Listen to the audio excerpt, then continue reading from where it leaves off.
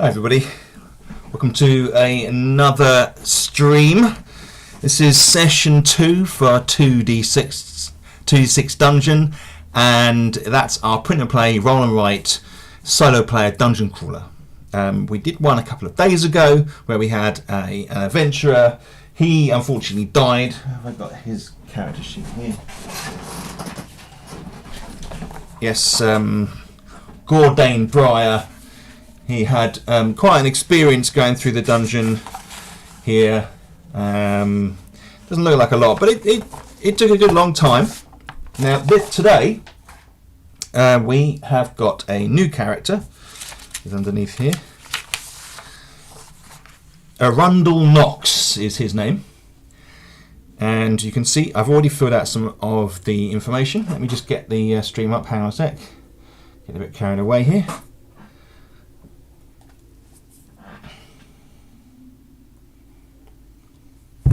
Do a sound check. Oh, hang on. Sound might not be right. Do a sound check. Oh, hang on. Sound might not be right. Do a sound check. Oh, hang on. Sound might not be right. Do a sound check. Oh, hang on. Sound might not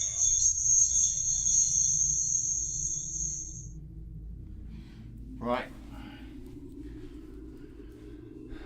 Let's have a look here.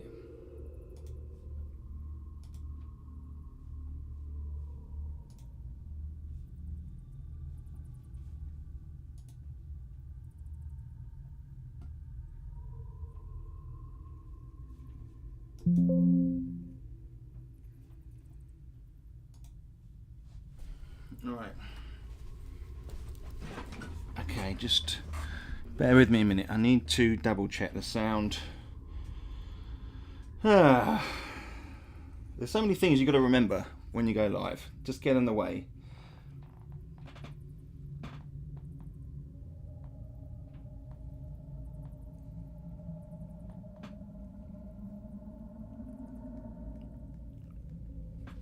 Testing. Testing. How's that sound? Sound. Oh, that's okay. Hello, hello, hello. Right, just playing around with the sound. I think that's good. Does that sound the same as it did yesterday, Scott? It sounds similar quality.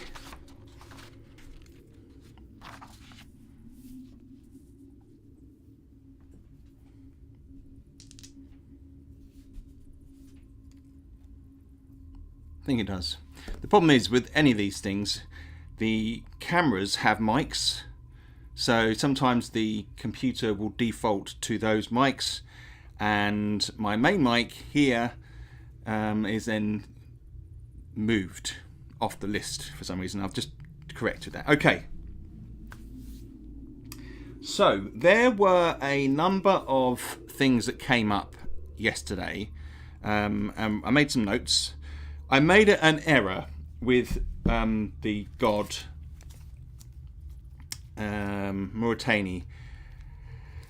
For some reason I read Bone for Moldova rather than Mauritani, and got them mixed up. You may well spot that. Scott definitely did. But I'm glad I've got Scott there. It's good work, Scott. I need feedback, and you've sent me an excellent email, Scott, with some feedback. And where is it? Okay, so there was a couple of things here I just wanted to quickly talk before we get started. So the prime attack is always only on the first roll, not after shifting. Okay, that's an important one, but that I don't think I've actually written that in the rules, so I'm going to add that in. I'm going to print out. I'm going to use your document, Scott. There's a few errors on the tables. The table errors I fully expected, so they will we'll sort those as well. And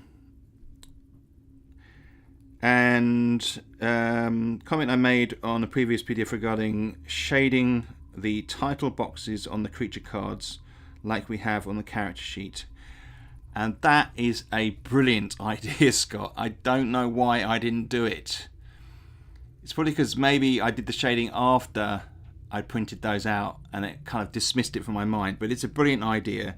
I'm going to add some shade to the creature cards so they're easier to read, because there's quite a bit of information there, and really that would be good. So that's a brilliant idea. So thanks for that. Just those 2 points. There's a few other things on there that I'm going to go over and update, but excellent feedback. Right. Let me just bring this up here. Good. Okay, so just a quick intro. 2d6. You are an adventurer. If you haven't seen this game before, you're an adventurer and you explore a dungeon.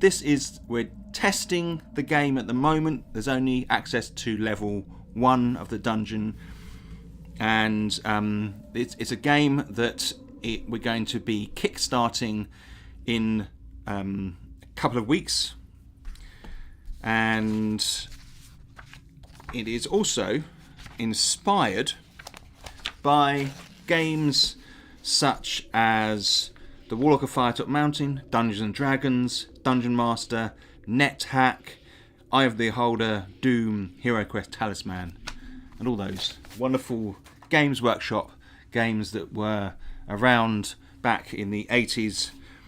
I was very lucky I'm a Gen Xer, and I was very lucky to grow up with the 80s as my childhood. What a fine thing it was. Okay, so enough of that. We are going to get started straight away. Yesterday, if you want to know the rules and you're coming to this vlog after, hey Nick, how you doing? Good to see you, my friend. We're doing well. We're launching into the next dungeon with a new character, Arundel Knox. So,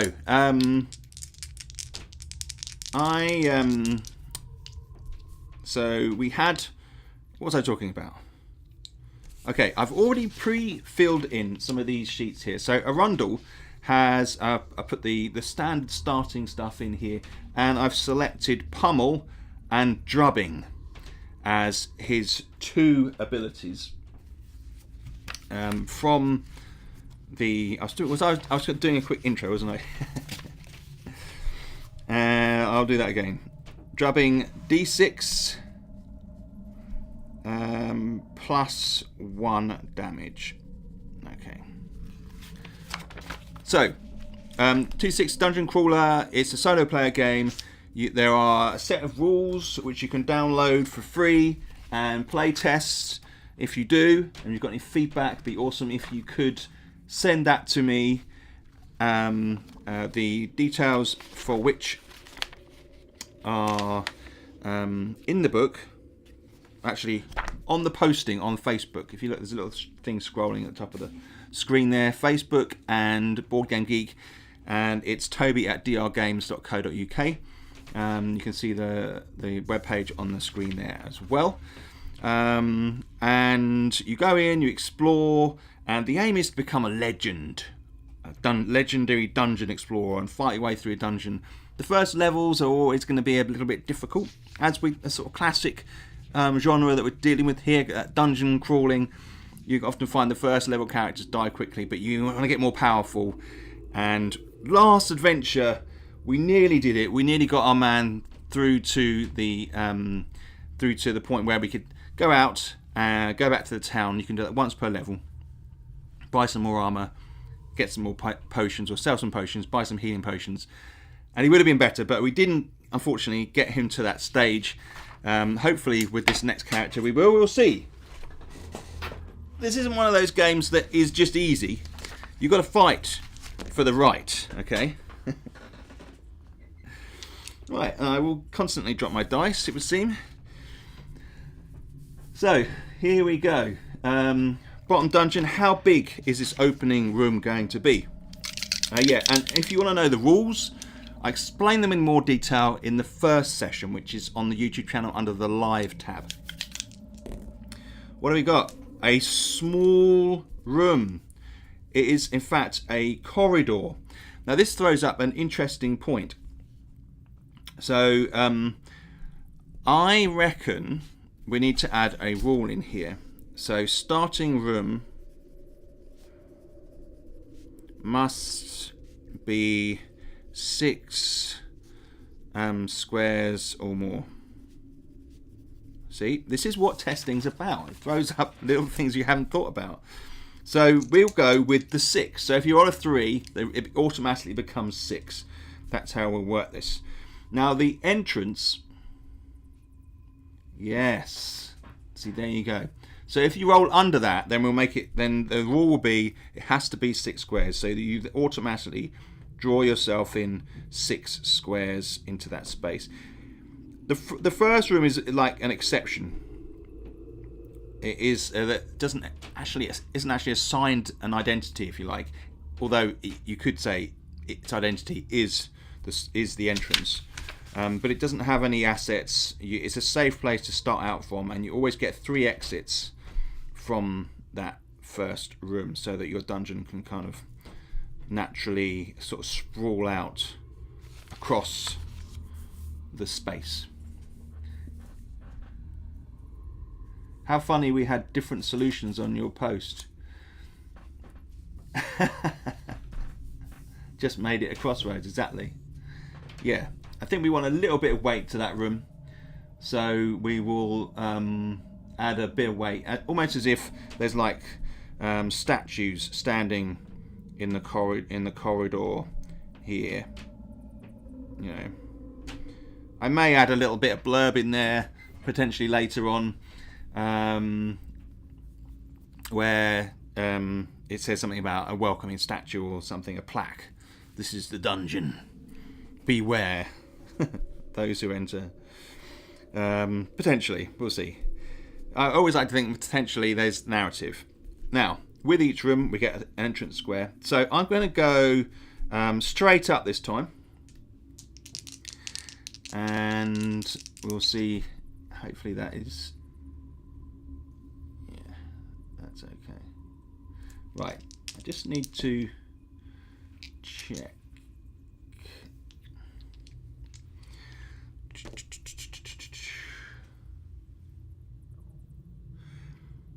Choose your path wisely. That is a good one. I'm going to make a note of that.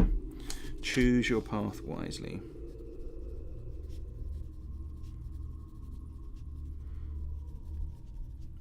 And I think what's becoming increasingly important, what's becoming apparent, is that actually strategy is quite important with this game.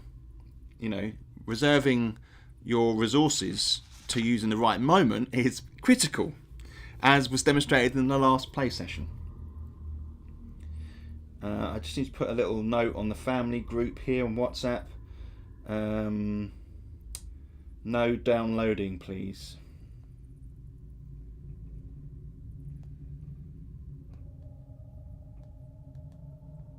Because I just saw the screen over here just go a little bit funny.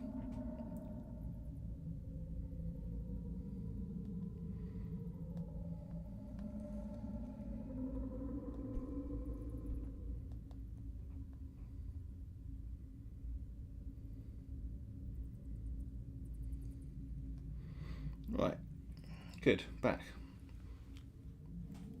Okay, right, so I think we're sorted. Right, I'm going to go up, as I was saying. Let's have a look and see what we got. Right, 6 by 2. So we've got a tall, we've got a wide room, which is 6, which is interesting. So I think we'll throw it one way, why not? I'm going to throw it to this side of the dungeon. 2, 3, 4, 5, 6.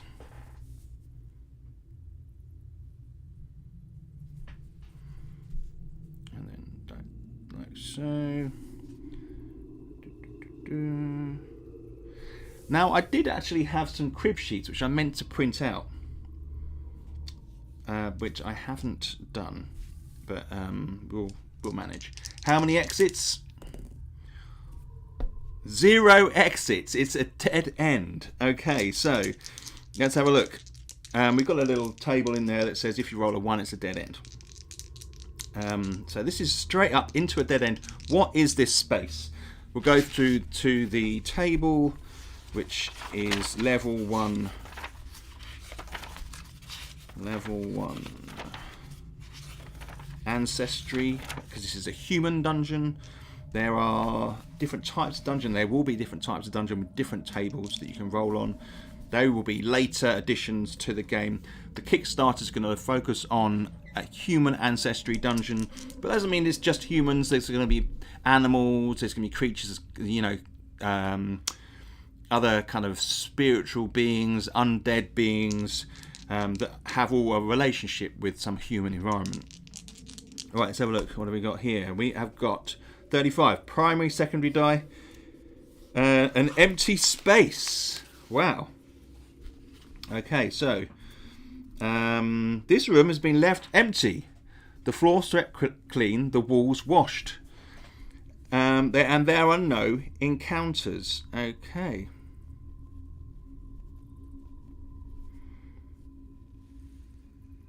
So that is interesting. We've got here some kind of space that was potentially once upon a time used for something else. Okay, I'm going to double back and I'm going to go this way where I've just written that name, which could get in the way. So we're going to see how that goes. That's why we do this in pencil. 2, 3. Okay, so interesting. We'll just have it like this. This 2, 3 means it's a small room. Which is because you've got 6 spaces or smaller is a small room, and we have a small room table which is in this section. So it's slightly different from the normal level 1 ancestry, because if you think about it, you wouldn't necessarily find like canteens in very small rooms, would you, for example? Room 6 squares or smaller table, 2d6, we're rolling. 5. There is a large mosaic of Intuneric here, a swirling black visage. If you call for his favour here, -1 to the roll, which is actually a positive, and maybe I need to think about that, how that works. But for the moment, visage, a large mosaic. So we'll put a Intuneric mosaic here. Now, if I call for the favour of the gods, I have to roll under my favour points, which are on this box here. Now I have no favour points. We've just started out, so I could come back to this space and see exactly what's happened. Now, I know if there is an exit from this room, which there is, there can only be one. Can only go over here, because you can't go into the outside of the dungeon, and you can't go up into another room. So the only exit is going to be here. And you know, the way that the design works like that, it makes it kind of, when you're looking at the dungeon, you can kind of see where it's going to go, which makes sense, because if you think about it, it's a big stone wall. We're not going to be going to a big stone wall, are you? All right, let me just finish writing this in here. Intuneric mosaic. Alright, so now each god has a card. You can print these out and put them into sleeves with their backs as well. In Tuneric, he has the items that he likes to have sacrificed to him are ink, coal, black beetles, ebony, black feathers, garnet. In Tuneric is of the darkness and the unseen. He is absence. Now, every god can appear to you. If you're rolling for favour and you roll a 0 or lower, which you can do if you because you can minus from the die roll, he will appear to you. So There you go. So we can bear that in mind. We know that that is there. All right, we've got one exit. Now all exits from are archways. So we'll just rub that out there. And we'll carry on with this path. Ah, thank you. Good spot. We're making a note. Thank you.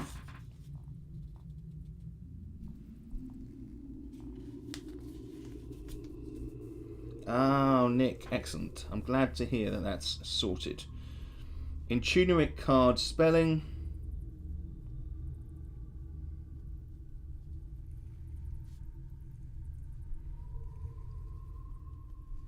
All right. Thank you, Scott. There'll be little things like that. It's hard to spell check the cards and the tables, I'll be honest with you. All right. So, too many years as an educator marking assignments. Brilliant. Well, you're the perfect person to mark my assignments then. Okay, the next one is 2 by 1. That makes it a short corridor. Okay, so we've got 2 by 1, which makes it just extends out a bit more this way. It's funny. When I first conceived of this way of generating rooms, now I'm not saying that this is the idea of doing this is an original, like rolling for X and Y, and that seems to make sense in a sort of gaming context. But when I kind of slotted it into this system, when you roll a 1, it creates a corridor, and it feels such a natural kind of addition to the sequence of rooms that you get. So I was really pleased with how that just naturally worked. Okay, so we're going to carry along this corridor into this space here. Let's have a look. What have we got? Oh, we're rolling low today. Another small space. Fascinating. Now this is a double. So when you roll doubles, you can then roll again and add in your values to help grade teacher assignments too. Brilliant. Excellent, both of you. That is brilliant. I need those sort of those eagle eyes on things. So here we go. Here's the rule. If you roll a double, other than a double 1, when rolling the room dimensions, roll both dice again. Add the primary to the X and the secondary to the Y. So good. We're going to have a larger space here. So 2, 2 added to 5, 7. So we've got 7, 5, which means this whole area here is going to be filled, which is awesome. So we have got 7, 1, 2, 3, 4, 5, 7, and then 5 up. So we have a room in the corner of the dungeon, which means if it has any exits, there can only be one in the north here, because the other two, the south and the west wall, is up against the edge of the dungeon. Just like that. Now, we need to establish what type of room this is.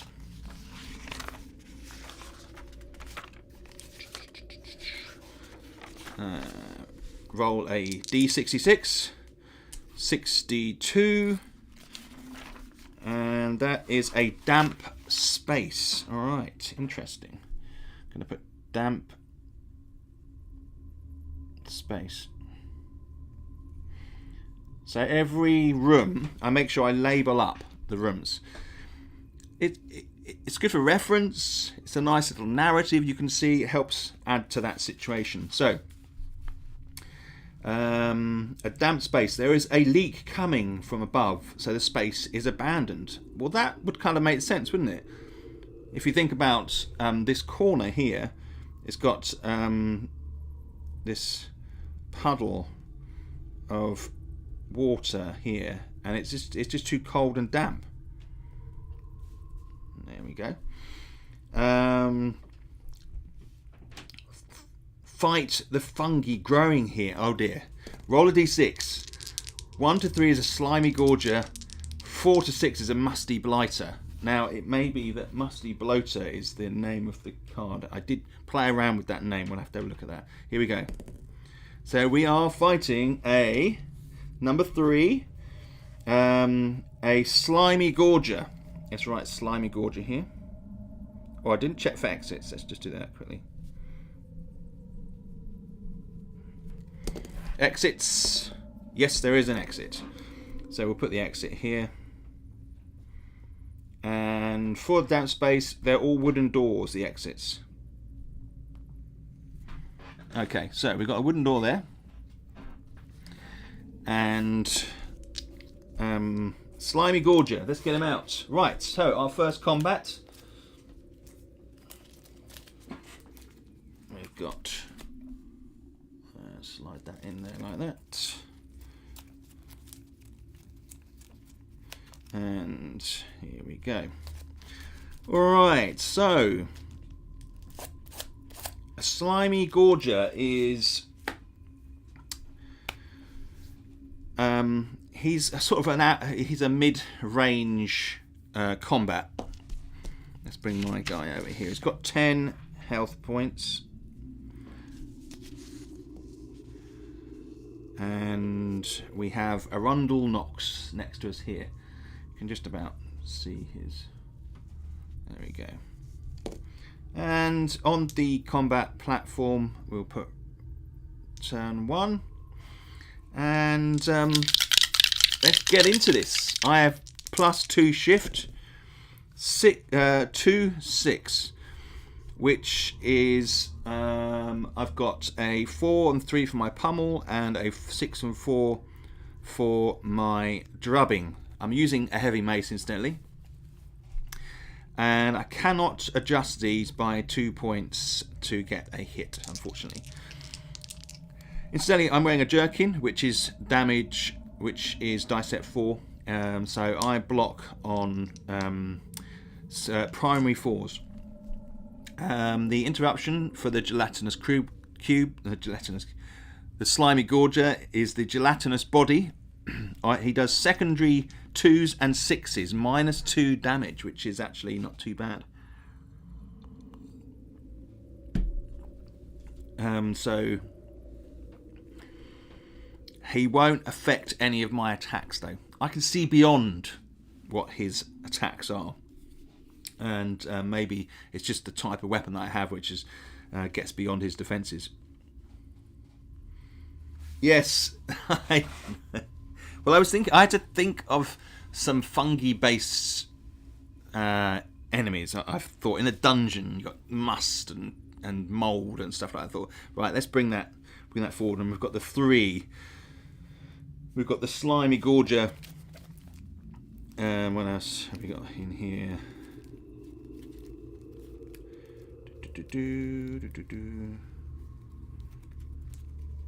Musty bloater, and there is one more, fungal geist. Alright, so let's see what he does. He hits only on 1. He's got sticky suction on a 4/3 special attack. You may not use 1 random piece of armor this turn. So 3, 4. He's got a shift of 1. He can only turn to 3. So he's very close, but not close enough. He's only got one form of attack, so that makes him weaker, as you can probably, as it would naturally imply. Right. So he doesn't hit. Right. Turn 2. We're going to turn 2, and I'll attack 3, 2. As it happens, my pummel is a 4/3, so I can shift that to 4 and that to 3, which gives me a chance to shift and adjust and hit with the pummel. That is a D6 -2. He doesn't, as we talked about before, his gelatinous body doesn't block this particular form of attack. Secondary 2s and 6s -2 damage. Let's roll for damage. D6 -2. And I roll a 6, which gives me 4 damage against the slimy gorger. 6 points. Now, yes, them rust monsters were the bane of every party, yeah. Anybody with armour would run a mile. Right. So good. He's taken the first hit, and now his turn again. 4, 6. Nope, not good enough. And 5, 1 for me. No, I cannot shift that. That is actually turn 3. And 2, 3. So, no, he cannot shift to that total. If he'd had +1 shift, he could have shifted to the 4, 3, which would have been a sticky suction attack, which is damage d6 -1 damage, which is good damage. So, interestingly, first 3 rounds have gone. He's missed 3 times. It's missed 3 times. I've hit once. Now, round 4 introduces the shift adjustment.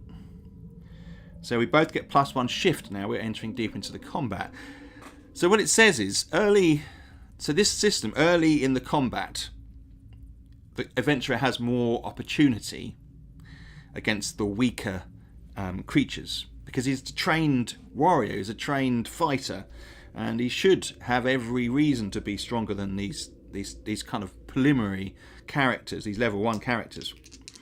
Right, so I've now got +3 shift rather than +2. Let's have a look. So 3, 6. I can shift that 1. No, I can't. I miss. Right, now the slimy gorger.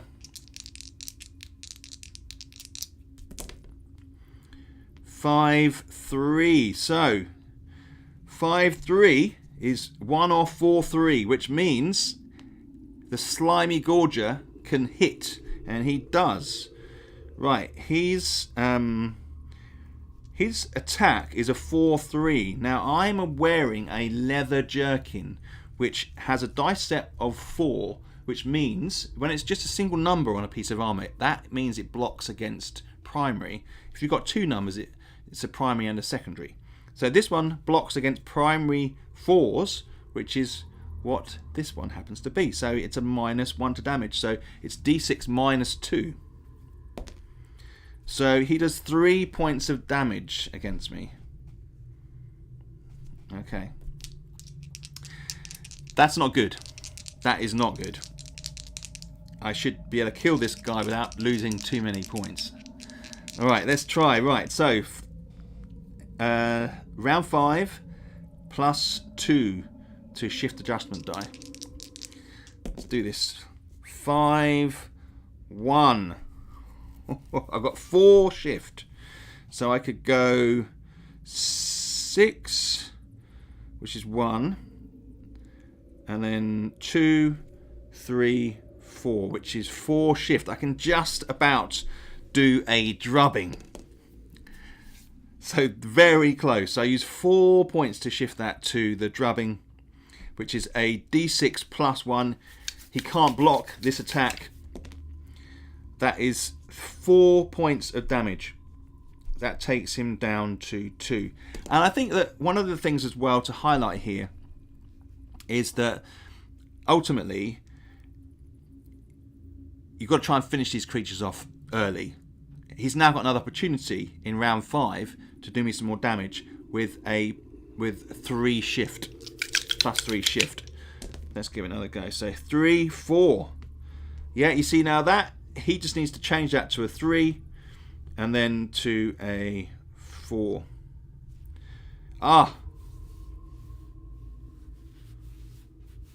So this is interesting. His special attack before said you may not use 1 random piece of armor this turn. I think that's got to be next turn. So we'll make a little note of that and we'll change that. Slimy Gorger. So that means my armor would not have been would not have worked. For some reason it got sticky, I couldn't use it.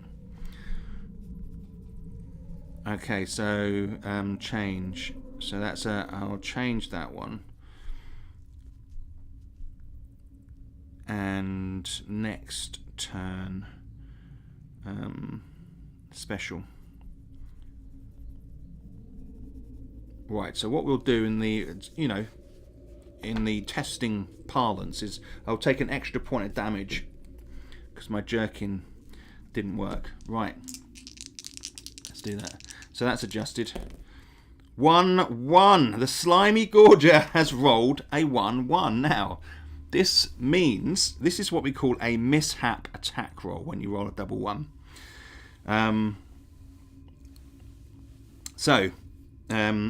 On the card down the bottom here, there's a blue and there's a red.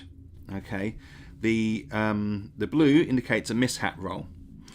The slime rises but cannot take an attacking form and misses a round of combat. So it kind of rises up and it kind of becomes a bit gloopy almost. So that means he misses the next 2 rounds. So it would be I attack and then he misses a turn, then I attack and then he attacks. So within that time, I should be able to finish him off, in theory. He's only got 2 points left.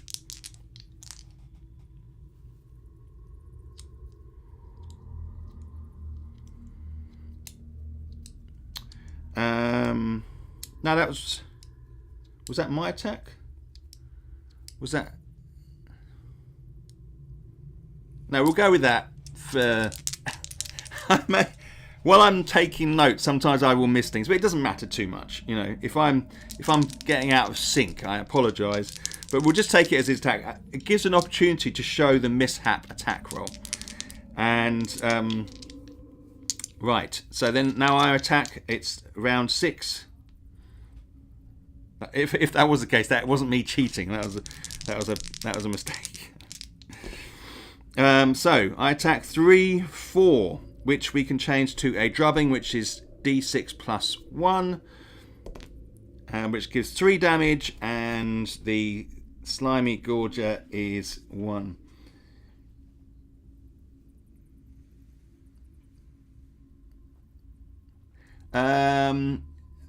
He rolled and shifted to hit. That brought your attention to the sticky armor. Oh, I'm old. Could be wrong.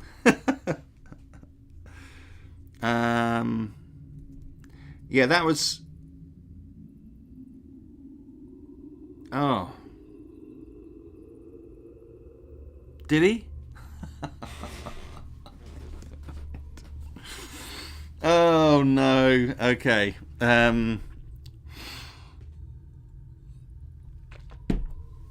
You're right. I just kind of got like swept away into no that was me going back for the sticky armor for the previous hit. That's right. So I think I went back to correct myself, and then it was his turn. Well, anyway, it doesn't matter. Just continue. So what we do is 3. He's down to -1, so he is dead. So once that is done, we'll shift away the little platform there and just take a closer look at the card. So we've got 16 XP there, and it says here no treasure, can gather slime if with appropriate container. So I don't have a container that could hold slime, and that's part of the creative, inventive usage side of the game, where you have to think logically about how you can interact with stuff that isn't necessarily listed or talked about within the makeup of the tables. I don't have a glass vial or anything like that, so I can't take any slime. I'm not really too bothered about it. Right, good. So the damp space is clear. We have one exit to the north, and we are going to explore that space there. Alright, so we've got a 3-3, which is a double. So we've got to roll again to add some more to it. 3-3, right, we've got a big space here. 9 by 8. Fantastic. Right, let's have a... Alright, so we've got 5 here. 6, 7, 8, 9. Now, rooms can butt up to one another. That's perfectly fine. So then we've got 8. 1, 2, 3, 4, 5, 6, 7, 8. And we will just... Ah, it's my cat. Let my cat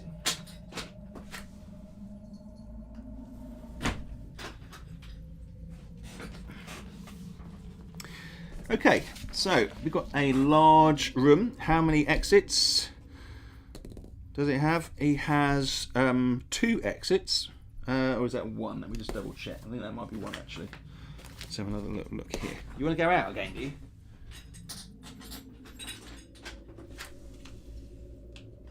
Okay. Right. Okay. So, 2 to 3, add 1 exit. 4 to 5, 2 exits. 6 is 3 exits. So that's just 1 exit.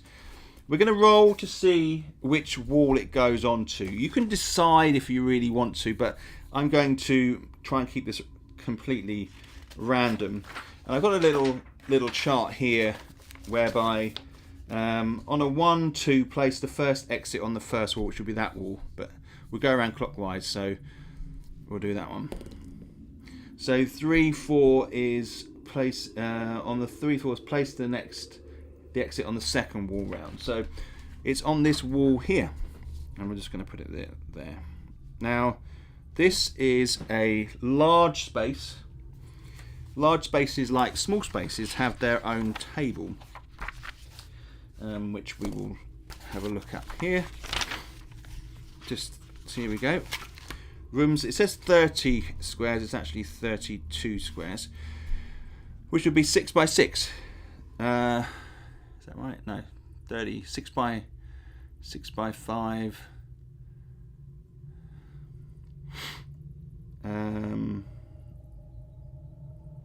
What does 32? Maybe I've got that wrong. Anyway, it's larger than that. We'll look into that. 32.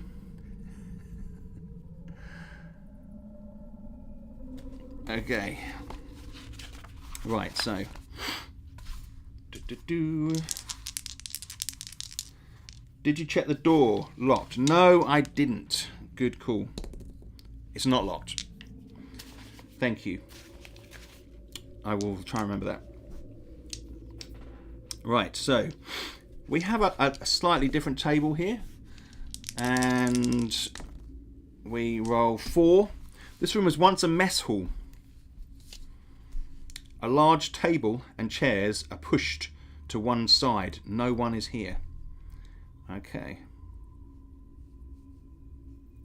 I'm going to put some tables to this side here. Just draw them in.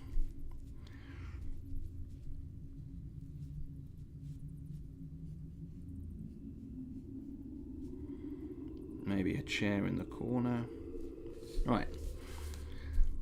A large table and chairs are put. Oh, we've got chairs here. Excellent.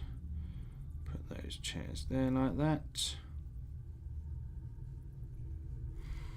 All right.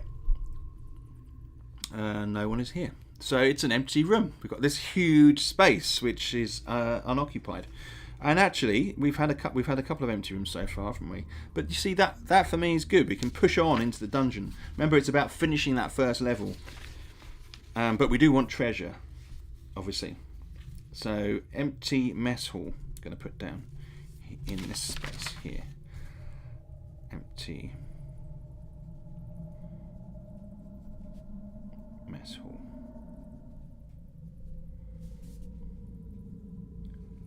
One thing you can do as you go along is Marion, hello from France. How are you doing? Good to see you. Bonjour. That's about the limit of my French.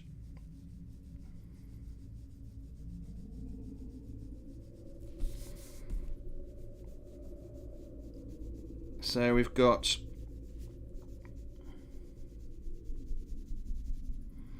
this space here. Now you can shade in the areas which you know are never going to be filled, and it kind of gives you a bit more definition when you're looking at the map, which is nicer, especially on the screen, as you can see there.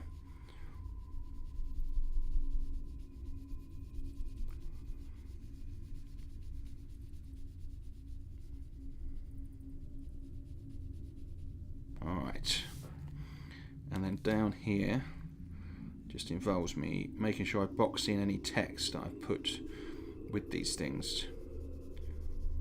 And of course it's pencil, so I can always rub it out if I need to.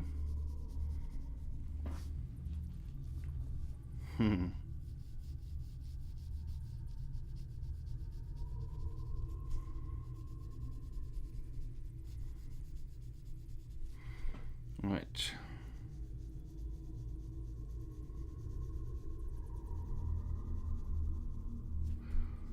Okay, there we go. A little bit of colouring in.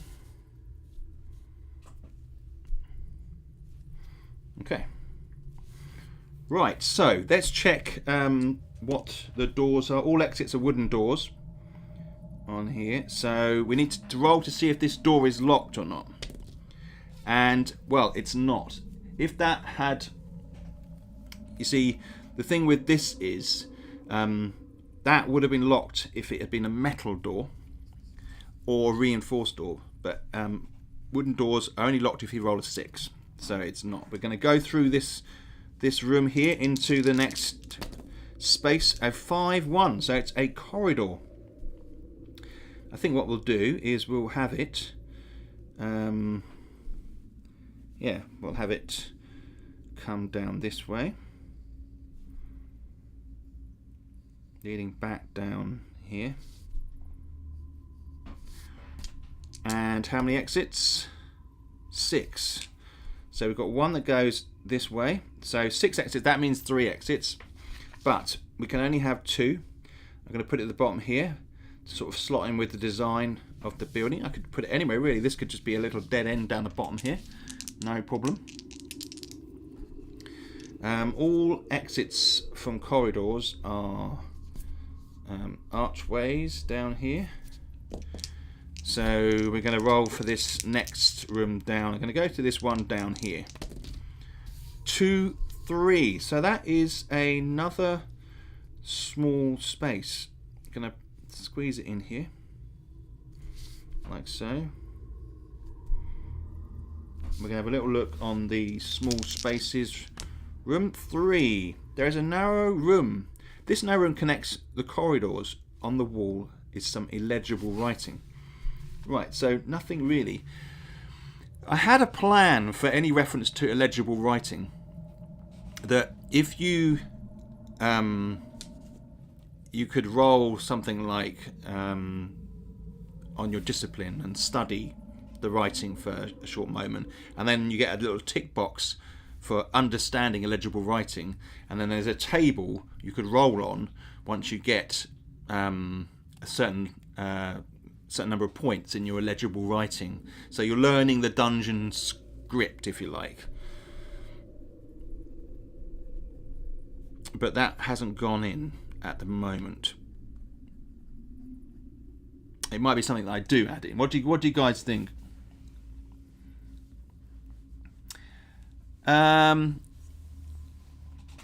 Yes, you could find. It's a good idea, Nick. So you could find ways, books that help you translate,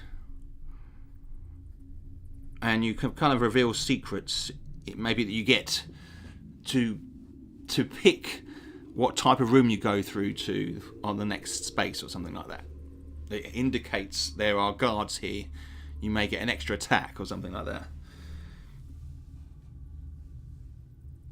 Prefer codex item rather than another table?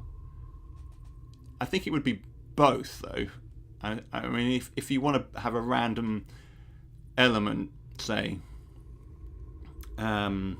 Scott's made that comment. You want something that could be different every time you do it, rather than just getting the same book every time. That's my view on it. Can you choose direction of corridors, or do you still have to follow? You have to follow the XY, Scott. You do. You have to place that. So I had to do that 5 down, and then 1 across. I think that was what it was, wasn't it? And that you can position it anywhere you like along that, though. You get a certain leeway. So there is a little bit of playability. Alright, so we've got a small space. We've just checked. It's just there's nothing really going on there. How many exits from this space? There are as many as can fit in. So we've got 3 exits, but we're not going to have 3 exits. We can only have 2 because we've got these spaces here. So, and these are corridors. Okay. So I'm going to go through to this space here. And it's a 2, 5. 2 across and 5 down. So I might slot it into here. Because I'm going to be a bit cunning. If I get an exit, I'm going to connect it up to this one here. That's what we'll do. Okay, so the last corridor should have been... Oh. Damn.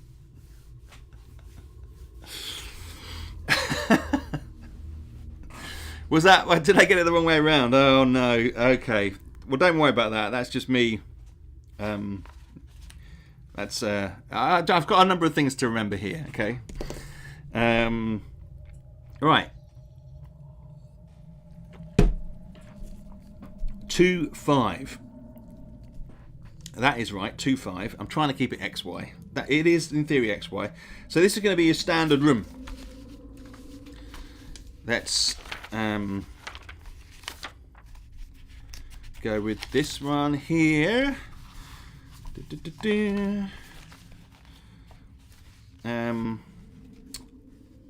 Let's roll number of exits first.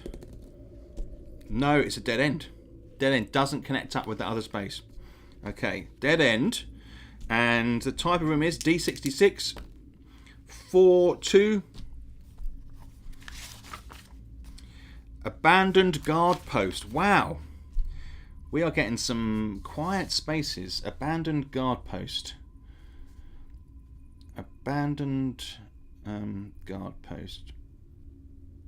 Just write that in there, very small. Alright, abandoned guard post. There is a dusty table here upon which sits a dry tankard and empty bowl. Let's put this in the corner down here.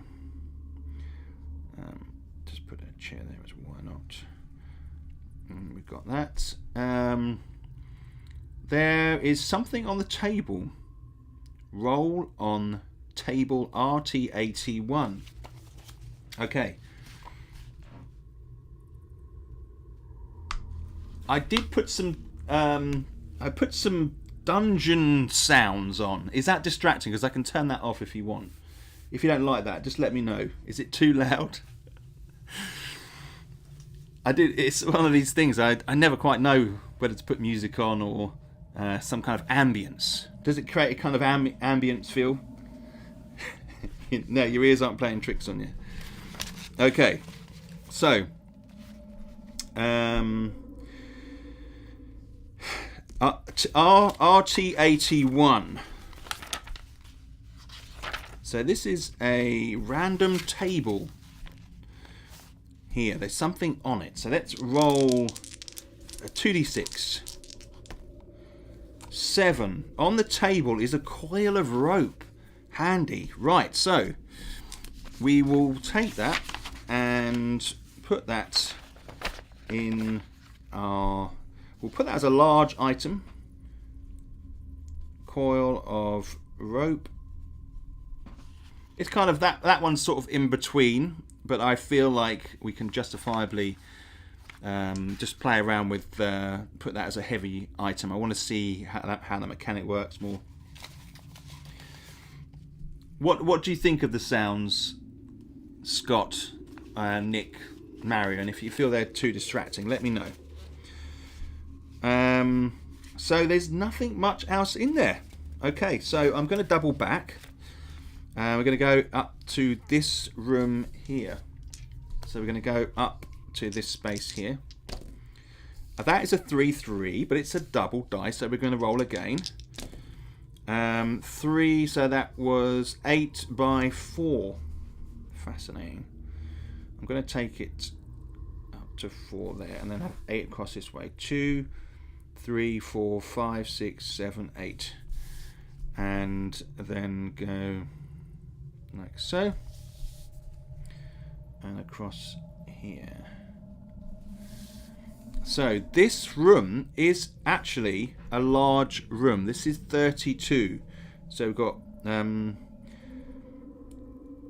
8, 16, 32. So it actually falls into the larger room category. I'm driving with the window down at the moment, so all I hear is your voice and the wind anyway. Excellent. It's very quiet, not a problem. Just barely noticed it and wondered if my battered eardrums were playing tricks on me. No, it's just I just thought maybe some kind of creepy dungeon ambience-ing. We're in the dungeon. So that 32 is fine because you can roll this size. Right, so let's roll for this larger room again. 9. Use for storage. Crates scatter the space. Roll on rant 1 twice. Now this may be, interestingly, this is one of the problems that came up before.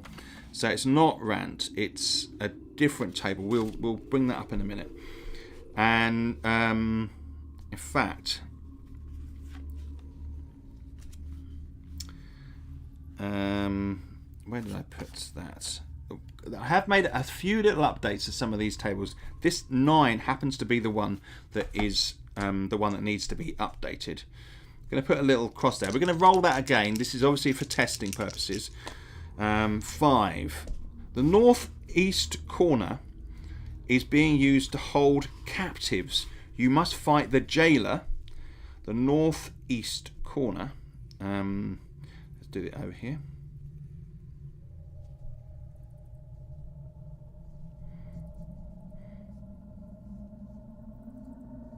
Little bedroll there.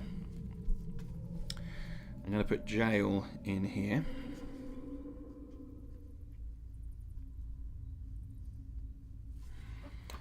And you must fight the jailer, then roll on RPET1. Okay, so let's get the jailer out. So the jailer's like, see me, what are you doing in here? And he's gone over and he's like, get out of my jail. I'm going to put you in this cell.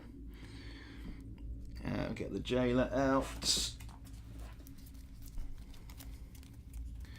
There he is. And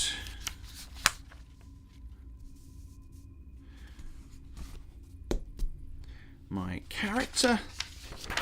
There he is.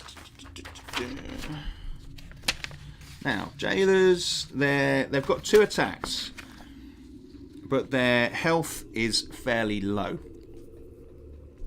So we're going to write it in, actually. Just write it in here. I didn't check for exits. Let's just quickly do that before we carry on. 1 exit, and we'll put that in the north here. Okay. Right, and all exits from the jail are... All exits are wooden doors for the large rooms. Okay, so we'll just put wooden door there. So, jailer. Now, he has a barge. He can barge on secondary 2s. So he's not effective against my type of attacks. And he's got a sharp kick and a punch. His primaries on those are 5 and 3, so my jerkin isn't going to be much use against that type of attack. Right, here we go, round 1. 1, 6, which is way off anything that I can do, so that doesn't hit. And then him, 3, 6 is fairly, too far off any of his attacks. So round 1 passes uneventfully. We're just circling each other. 3, 2.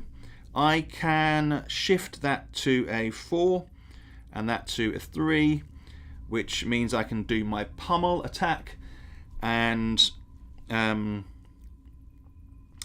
is a d6 minus 2 damage, and I roll a 1, and that does no damage. Sometimes attacks do not damage. He gets an attack. 3-2, which is fine because that means he can punch me. He can shift that 1 to get double 3 for a punch attack, which isn't great. It's d6 minus 3. He rolls a 4, and that is 1 point of damage. Ouch. Ugh. Right on the jaw. Alright. Okay. Fine. Mr. Jailer. My turn. Round 3. I roll 4-4, which means I can shift to a 3, and that means I do pummel, and I do d6 minus 2 damage. No damage. Okay, fine. And he attacks. He gets a 3-2, which again he can punch me, which gives me 3-3. And he gets 2 minus 2 damage. He doesn't actually do any damage. He makes contact, but I shrug it off. It's very quiet. Not a. Oh, yes. Right, I roll 3-1, which is actually on the next round, which is 4 and 1 adjustment to the shift, which enables me to do absolutely nothing. No, I tell a lie. That goes 2, and then that goes 3, and then that goes 4, which allows me to pummel with my heavy mace, and I still roll low. Okay, he gets to 6-4. No, he can't shift that with a 2 shift, and we go into round 5 with a 2 on the shift here. I roll 3-4, which means I can do it up to a drubbing, which is a d6 plus 1, and I roll 3, and I get plus 1 damage, which means he goes from 6 to 2, and his turn is now 5-3. He can shift that down to a sharp kick. He sharp kicks me, and I take 1 point of damage. I'm down to 4 points of damage here. USG Gaming, I understand none of this, but am enjoying this. Thank you. I would say, look, if you want to, after this stream, this is the second session. The first session I explained the rules more clearly. But if there's anything that you particularly want to know about, put it in the chat there. And we've got Nick and we've got Scott, and they both very good pretty good understanding of this game as far as I'm aware. Right. So what we'll do is right. I think we're on to the next round.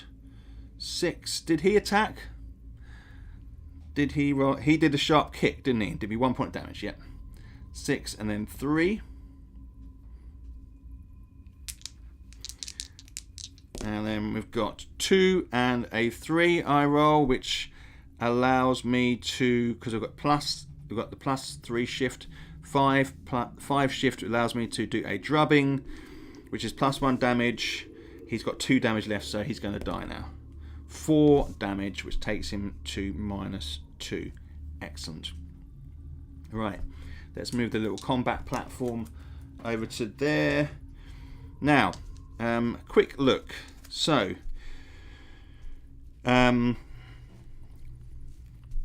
he has a pouch, which I'm going to search here.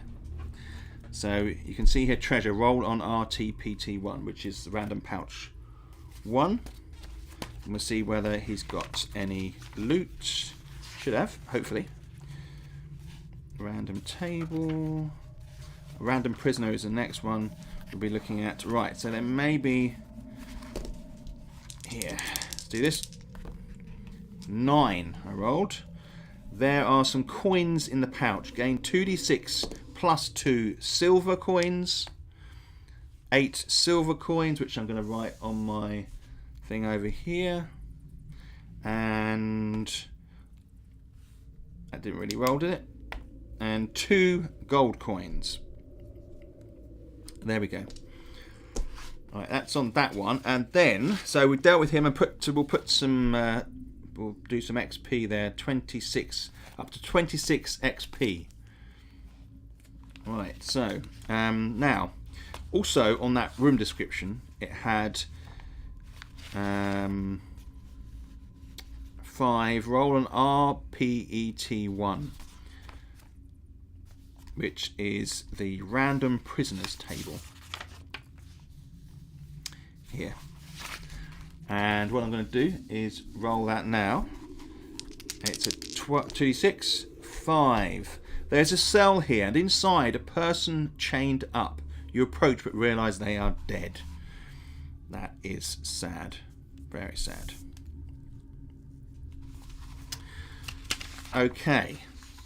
So, a dead person. And a cell which we can't get into. The jailer had a person tied up. So I haven't actually put any narrative moments at the moment, so I'm going to add a couple of those now. On the second sheet you can add in narrative moments. I'm going to put in here encountered a slimy gorger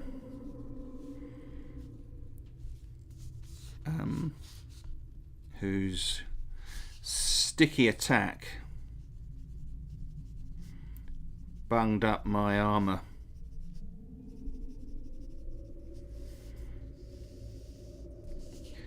And then fought a jailer, but it was too late for the prisoner.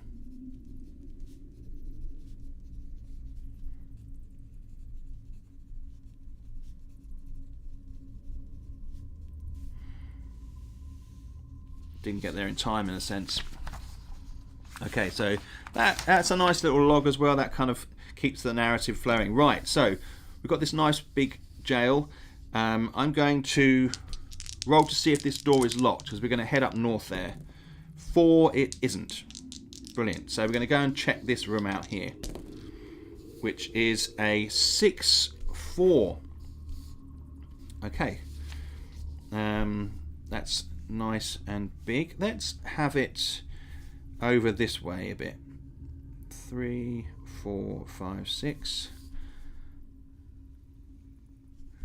Now, what type of room is this going to be? How many exits does it have? Let's have a little look. Oh, it's got 3 exits. Because I put that over there, we can have a door down here.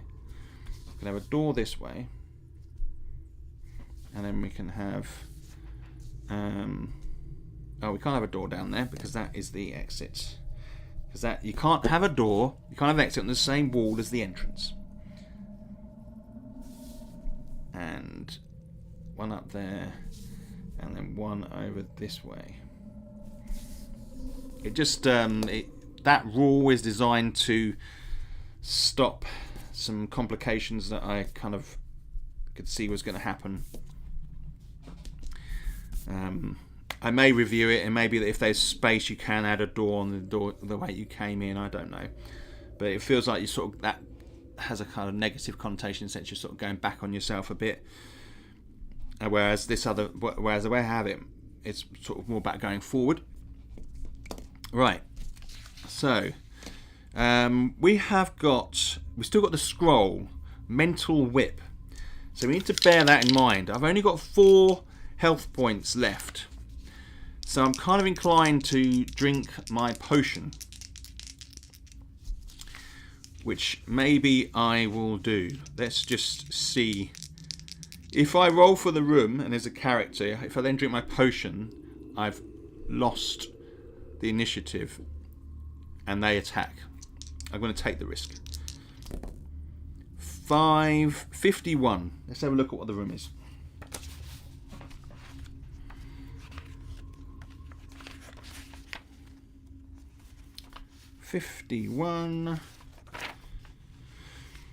is a morgue.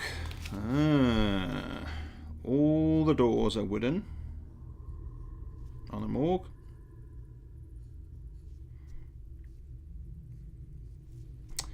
And a stone chamber has been added here. Inside lays a corpse on a slab.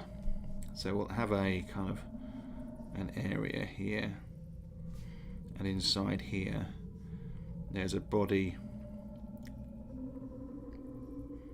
on a slab there. Very rough. There is an artisan here you must fight. Inside a box here are herbs.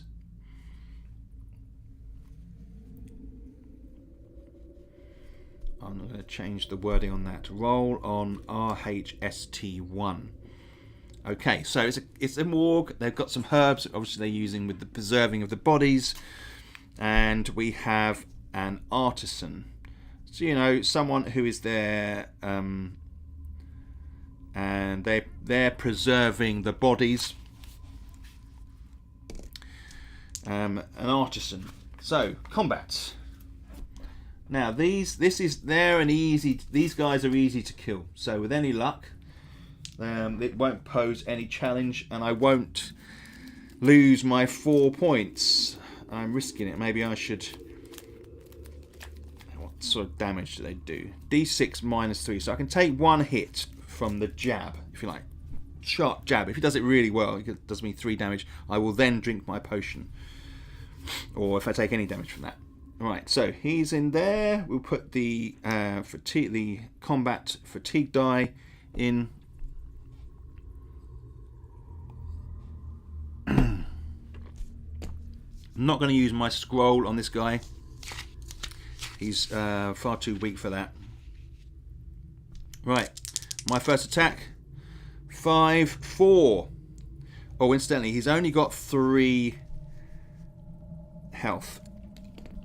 And I've just rolled a 5-4, which is, I can shift to a 6-4, which is drubbing. Now that is a D6 +1, bearing in mind there's only got 3 health points, so this could be fairly quick. 4 points of damage, 5 points of damage. I kind of whack him hard against the side of the head, instantly kill him. So that didn't last very long at all. And you can see that that was a quick combat, whereas the last one went on for longer. So he goes down to -2. And we'll have a look on here. He does have a random pouch table -2. So we'll go to the random pouch table and we will roll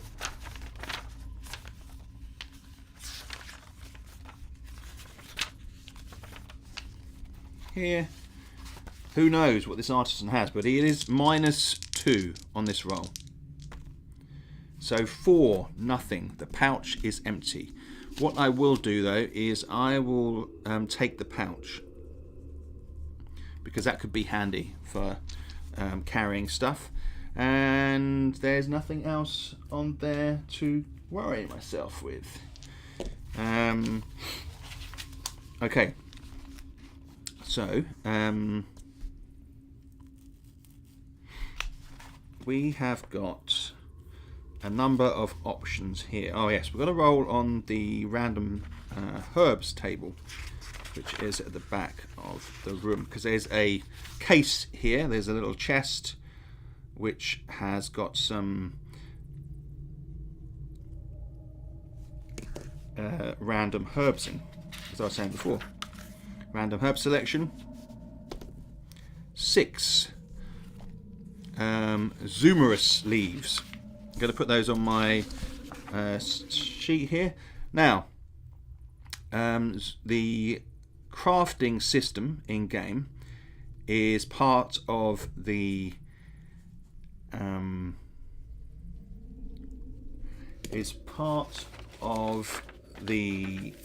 inventive usage system. I can use them at any time. And here is a list here of the things you can do. Is there I like that, Nick.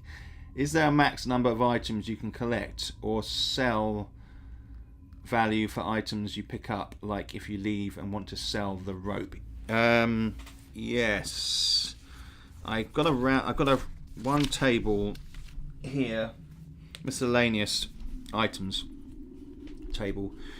You can see here 1 gold coin for the rope, and it's got some basic stuff. You can kind of guesstimate the totals for selling, and then when you go back, hopefully we'll be able to do I better leave and then come back with some treasure. I think that would be the aim for this session, to maybe get out to the tavern and then do all those bits that are associated with selling. That's the plan. No problem. So Zumurus leaves, they can be used in a number of things, like soothing oil, health paste, boiled and crushed scarlet orivatus and ilias petals, and Zumurus leaves. What else can they be used in? It's just those 2 ingredients, health paste and soothing oil, but we don't have the other ingredients for those at the moment. For the soothing oil, we need the Cathoto spines and Zumurus leaves, but we don't have those as yet. And all that stuff in my mind, in the vision of the game, was kind of going to be coming into use as we got deeper into the dungeon. You'd potentially need it more. All right. Okay. So, right, I'm in this space here. I never realised how in-depth and interesting this was. After you end, I'll likely watch the rest of your content. Thank you, USG Gaming. Well, this is... we've got my company, DR Games. It's a small indie press. We've got a number of games. We're most known for Rad Zone Totality, or just Rad Zone. It's a bit like this. There are tables you roll on, and I try and weave a narrative into the adventure. This is kind of this is in the testing phase at the moment. We're going to be putting it on Kickstarter in a couple of weeks, and then over that period, I will release level 2, level 3, level 4 after the funding phase. So it won't be something you wait for ages. You'll get content kind of released by the level, if you like, and for digital side of things. But then once all the levels are done, well, then we'll be doing some print copies. We'll do like a paperback, and we're going to do a collector's edition that's just for reference rather than actually playing with. Okay, so yeah, if you can download the rules for free as well, and if you want to play it and give me some feedback, it's toby@drgames.co.uk, and you can send any sort of comments there, and I'll put your name in the book as one of the play testers. So that would be awesome if you want to think about that, but that's a lot to take on board, so don't worry if you don't want to. Okay, so what we're going to do is we're going to go out of this door on the east, and we're going to enter this space here, because I want to explore down in this corner of the dungeon.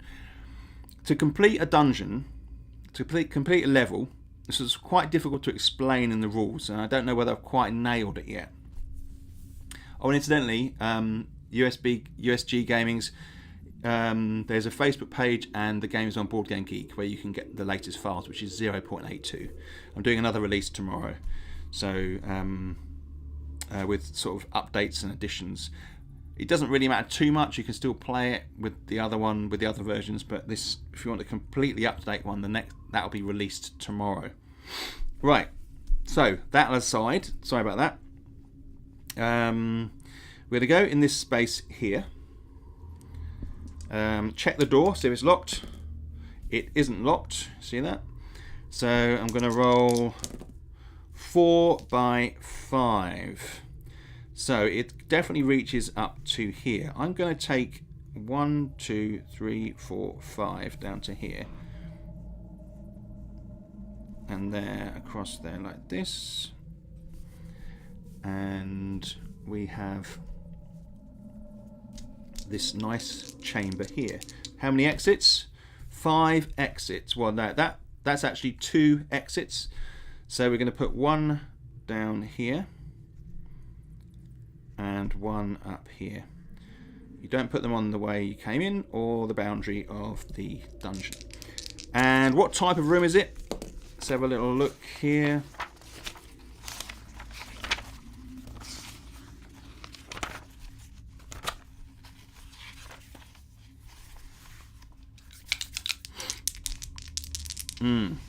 I need to prepare, really. Should I take the potion? No. No, I'm going to leave it for the minute. Oh, did I? What did I say? 4 times 6. 1, 2, 3, 4, 5, 6. Did it? Was it 5 or 6? What were the die rolls on there again?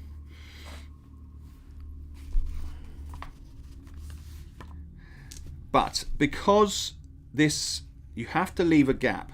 You put the entrance square, then you build the room on that entrance square.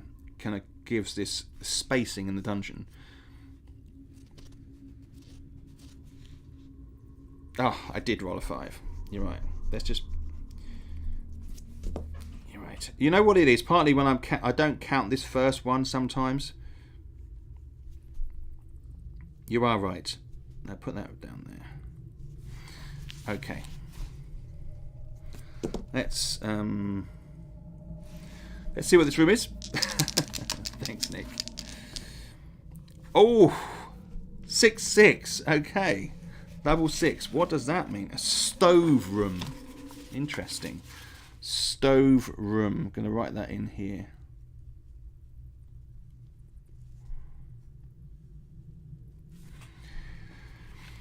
To one side is a hot stove, some chairs and a large hemp rug. 2 seated people attack. Roll on GET1 and MET1.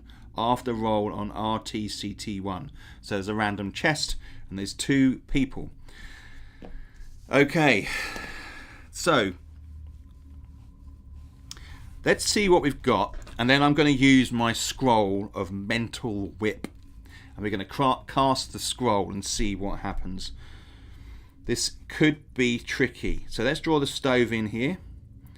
Got a little stove here, a hemp rug, and a couple of chairs.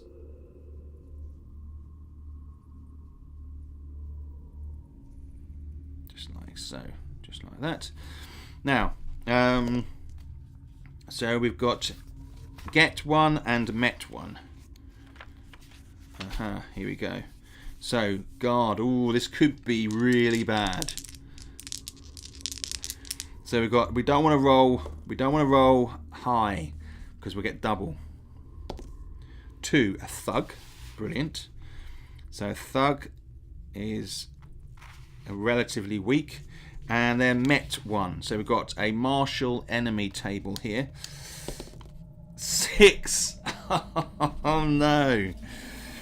Okay, so we've got a thug, a veteran, and a warrior. And there's a spelling mistake here. Put that. A vet and a warrior. Oh dear Lord. R.I.P.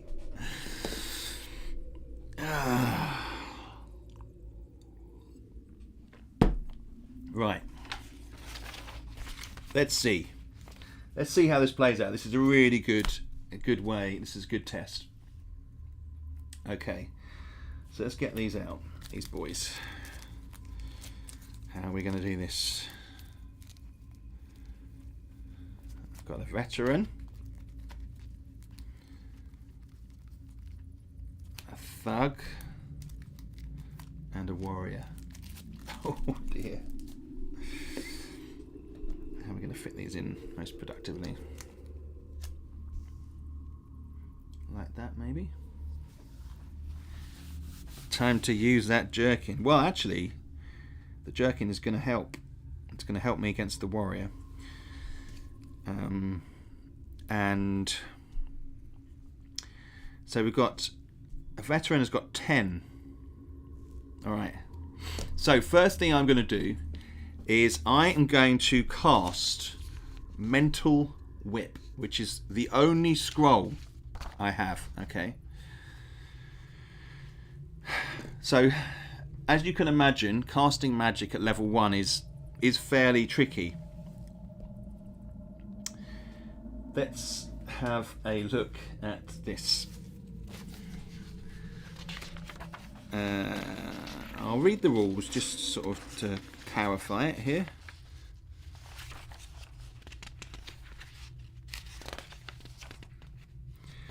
There we go.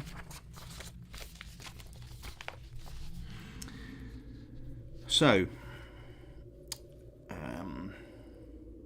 using a magic scroll. Roll 2d6. If you roll a double and the spell is cast successfully, you have locked in the power and carried out the scroll. You can use your discipline modifier to shift the dice to a double. Follow the same process as the combat maneuvers. Some more complex scrolls have discipline doubles. Okay, so we can use our discipline. Here we go. Casting the scroll.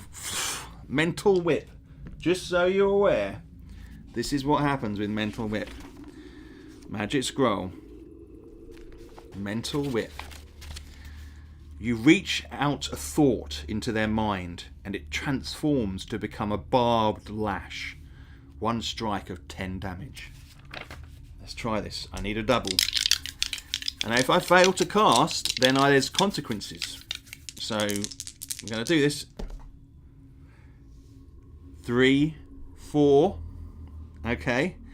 So I can shift it to a 4/4.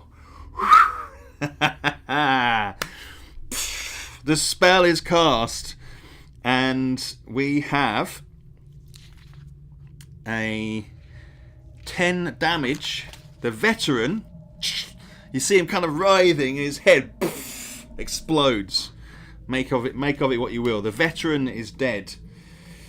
We'll come back to him in a minute. The other 2 guys, they kind of look a bit shaky and look at each other, and then they charge into attack. That was my attack. Brilliant. So that paid off. So just so you know, if you fail to cast a spell, then there may be complications. Roll on the fail to cast table. So, and some more powerful scrolls have modifiers to that. Now, failed to cast correctly. Failed to cast correctly table is, it can mean the spell still casts, but it just casts in a more extravagant way. Or you lose health, you get burnt. There are consequences. Anyway. Okay, so the thug and the warrior are still here. They are much weaker, which is a relief. Although the warrior still has a flurry and a slash. I'll put 10 down to 0.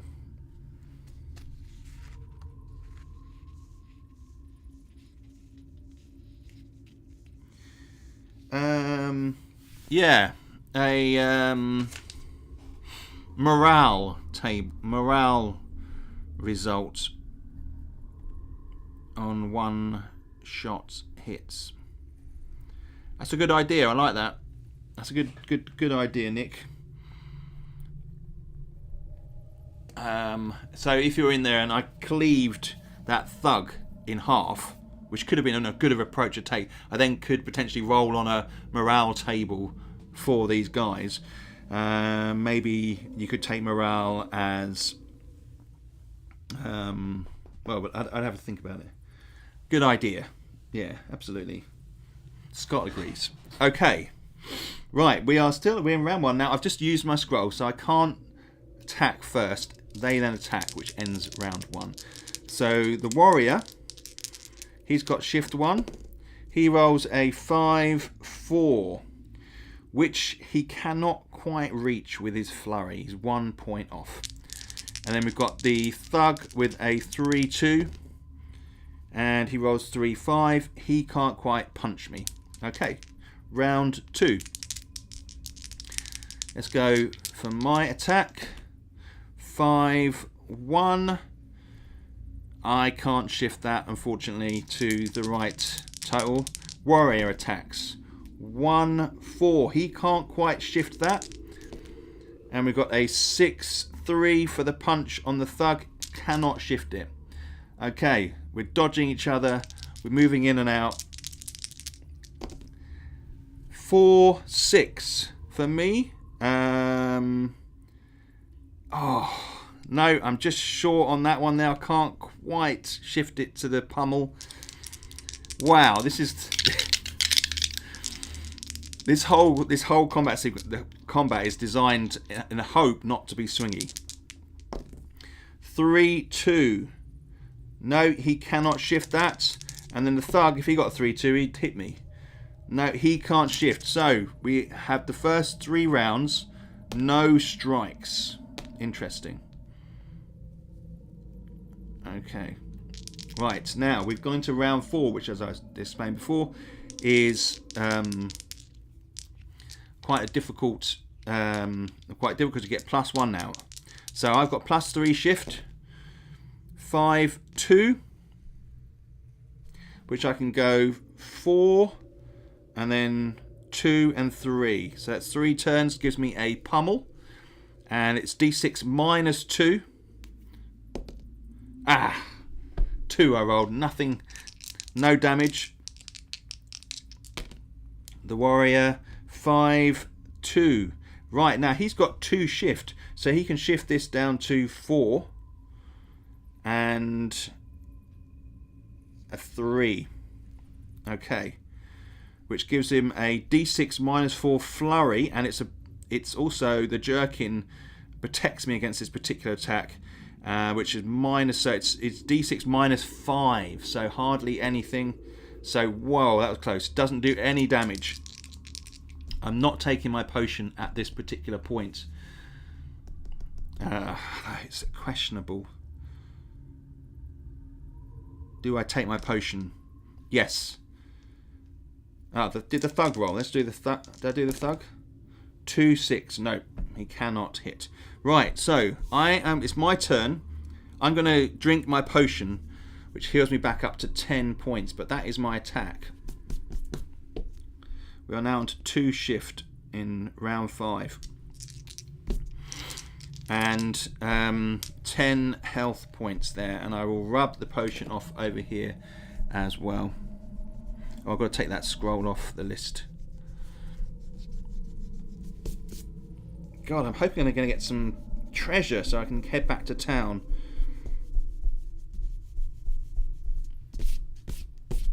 Alright. So I just need to so they are attacked. That I drank the potion. Round 5, their turn. 5, 1. 5, 1. 3 shift. Nope, he cannot shift. And then the thug. 5, 4. No, he can't shift with his punch either. And then it goes to round 6. And I am attacking the warrior. Right, we now all have +3 shift. This is designed now so that I've got 5 shift. I should be able to hit 5, 3. Yep, I'm going to go with the drubbing d6 +1. I'm going to hit the warrior. 3, so that's 4. Does he block? His braces block primary 4s and a dodge secondary 3s. So he will actually, against my pummel, he will dodge, but he's not going to. So it's 3, 4 damage on the warrior, who's 8 down to 4. And then their attack is obviously more dangerous now that there's higher. So the warrior, he rolls a 3, 3, which means he can do a flurry, and he's going to do a d6. So he does 1 damage. The flurry actually, my jerkin protects me, so he cannot hurt me there. Pretty invulnerable against this that attack. The thug, he's got this 1 attack, 4, 5. He can shift 4. He can shift that down to 2. Yes, he can punch me. So you see 4, 3, 2. So that's 3. And then he can shift this 1 to a 3. Okay, and that punch actually is quite effective. Would the warrior get both interrupts versus your pummel, or just one like our armor? Right, only one will match. No, he'll get. That is a good question. I did think I did put a note in that. Interrupts. Use both. And I'll put that there. We'll clarify that in the rules. But yes. No, I think it's one piece. One piece. I've put it for the characters, so characters can only use one piece. But we need to. I will double check that. We'll not worry about it in a minute because we're in the middle of that fight. So he's done a punch. Let's see what damage he's done. 1, rolled a 1, no damage at all. Kind of glances off me, doesn't really do any damage. Okay. My attack. 5, 4, which allows me to do the drubbing on the warrior again.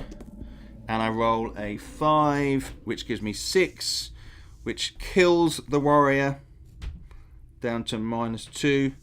And the thug, don't forget, just has 3 health.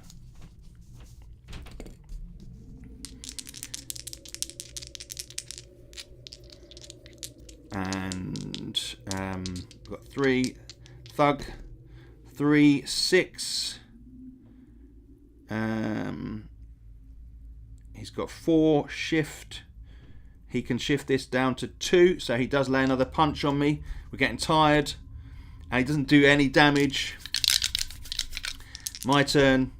6, 5. I can do a drubbing on him.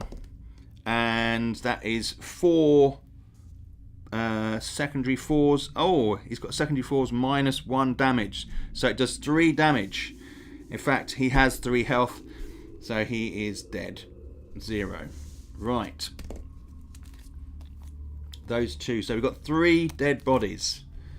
So that was interesting. I think on reflection, that worked well as far as the mechanism go. But it was because I faced 3 foes and I decided to use the magic scroll, and I was able to cast that. And if I hadn't been able to cast that magic scroll, I would have been in trouble. Absolutely would have been in trouble.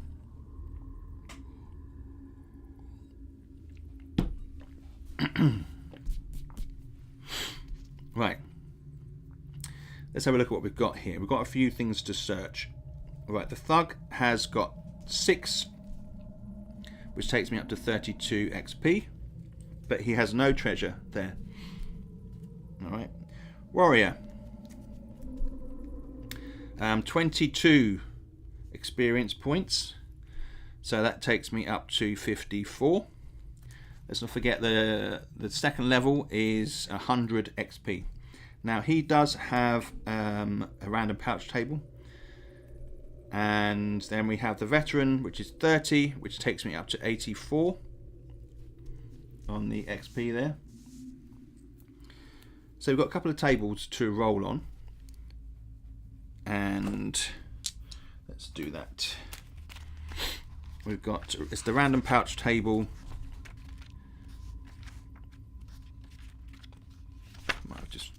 Here we go, random pouch table.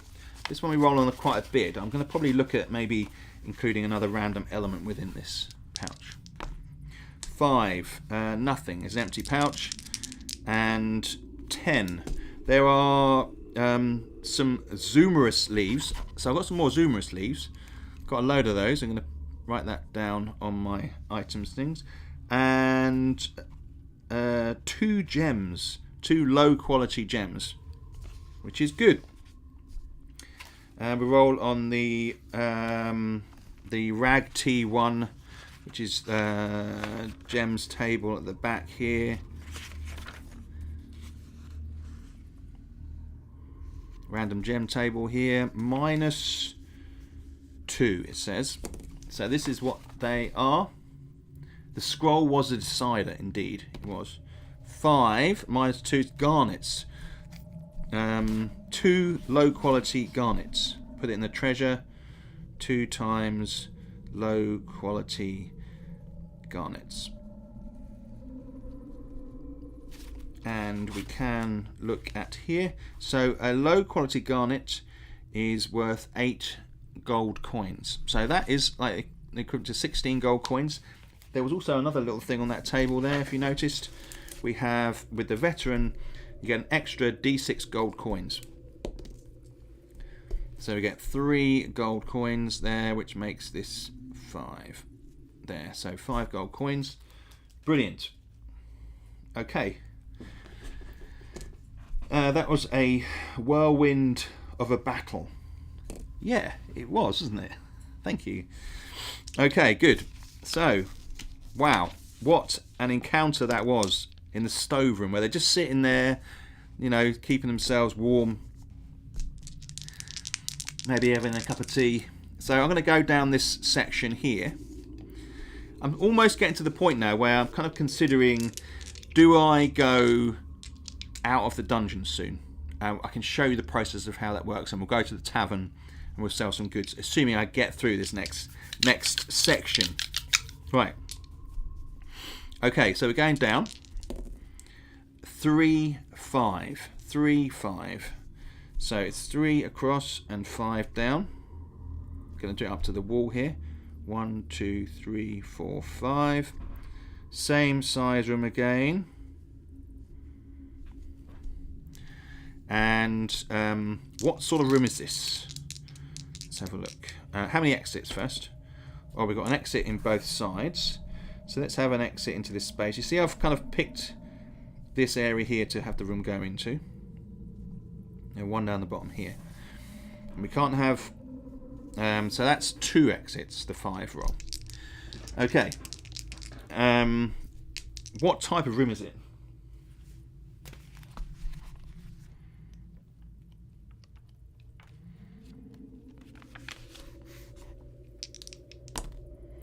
Four, 2. Let's have a look here. 4, 2. Abandoned guard post. Another abandoned guard post. All right, and see, this is not unique.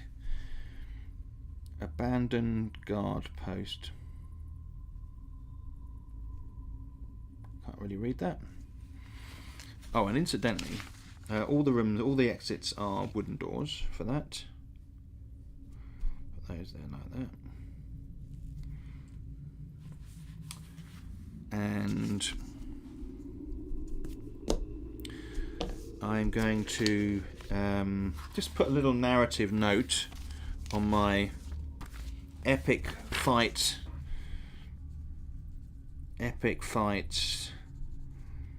against thug, warrior and veteran. Cast mental whip and killed vet before slogging it out against the other 2.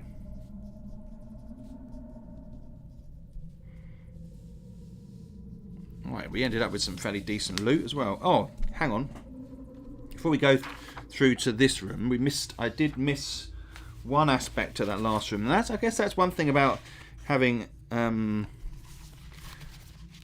big fight. You tend to then forget to roll on the table afterwards. But with the stove room, you also roll an RTCT1, which is the random chest at the back. So we kind of, in our hurry, we forgot about the random chest.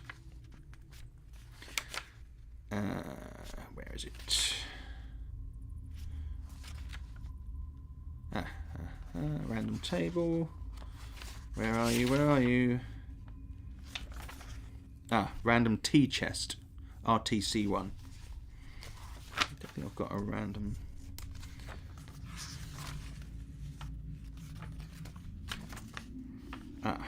Loot chest table. And the room was, let me just put stove room, it was the RTC one. So it was actually not the random chest, it was the random tea chest. Fair enough. Okay. Here we go. High number 8. The box is full of wood shavings. Alright, I'm going to take a pouch full of wood shavings.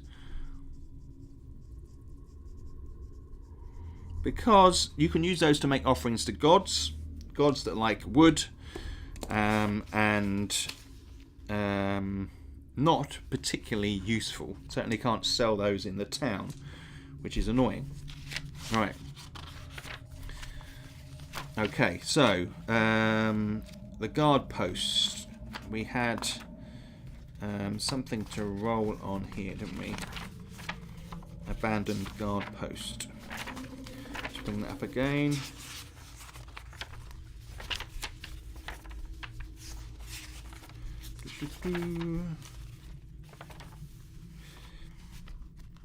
And in fact, it was the same table. There is something on the table.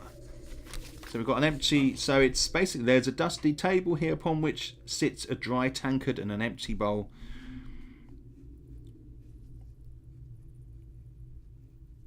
Put a little tankard and an empty bowl, and then there's something on the table. Roll RT81.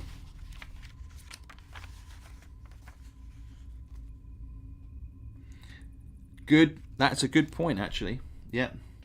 Fire starting. Yeah. Good inventive usage.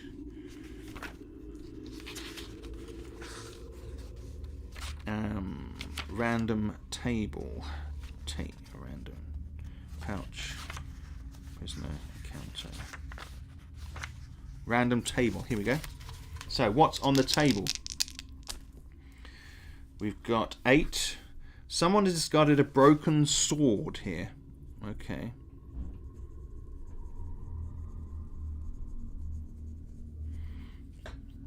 So potentially if I had like a hammer or I encountered a forge, maybe I could fix that sword. I can't use it. I'm trained in using my my heavy mace. But I could sell that in town for a fee. Now, I could just come up with a total. It wouldn't be much. We've got some basic items, and we could compare that to. It may be that we sell it for metal or something like that, and we'll get some silver coins for it. That would be something you could easily do. All right, broken sword, nothing else in that room. Right, so we're going to carry on down here. I'm going to test this door here. It's unlocked. I'm going to go into this space. What have we got? 3 by 4. Okay, so 3 by 4. Yeah, you just got to be common sense, you know. If it's broken, just set half it or whatever, sell it for the price of the metal. Maybe I'll put in some more values, miscellaneous items. I'll do that, and we'll see. You know, that could be a way of generating some more cash. Okay, so we've got a 3 by 4 slots into this space nicely, which means that this space up here is empty. I'm just going to fill it in.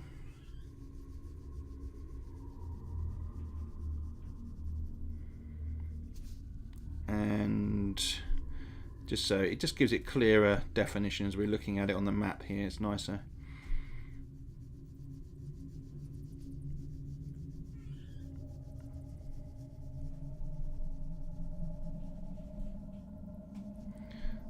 so.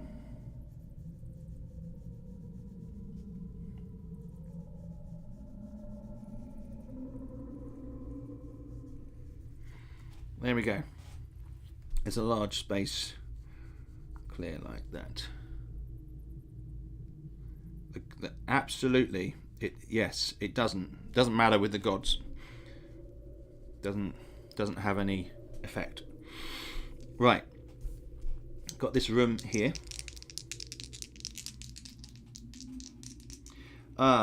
Just saw Ingenuity the Merc loves garnets. Didn't you just pick up a couple of those? Yes, he does. And I could sacrifice to him. You see, that's where you could lose some money. That's 8 gold coins. Do you want to spend the money or get favour of the gods? Probably favour of the gods. So if I find a place where I can sacrifice, like a fountain or something like that, at the moment, those spaces in the small rooms are just calling for favour. So if I called for favour, I'd go there. But I need a place where there's a shrine or monument where I can sacrifice an item to that god. And I haven't come across those yet. And I was talking with Steve the other day, and I might expand that rule out. You can make sacrifices at those places. I don't know yet. But at the moment you don't. You just call for favour there. I think I'm going to create one of those maps as isometric. Should be fun with the different door types and descriptions. Okay. The mosaic. Look at the bottom of the map. Yes. I've got there, but that's where you call for favour, not make sacrifices. It's just like a space dedicated to that god. I know. It's one of those things I'm thinking about. I just feel like shrines are special spaces, and maybe that is one. I thought it did allow.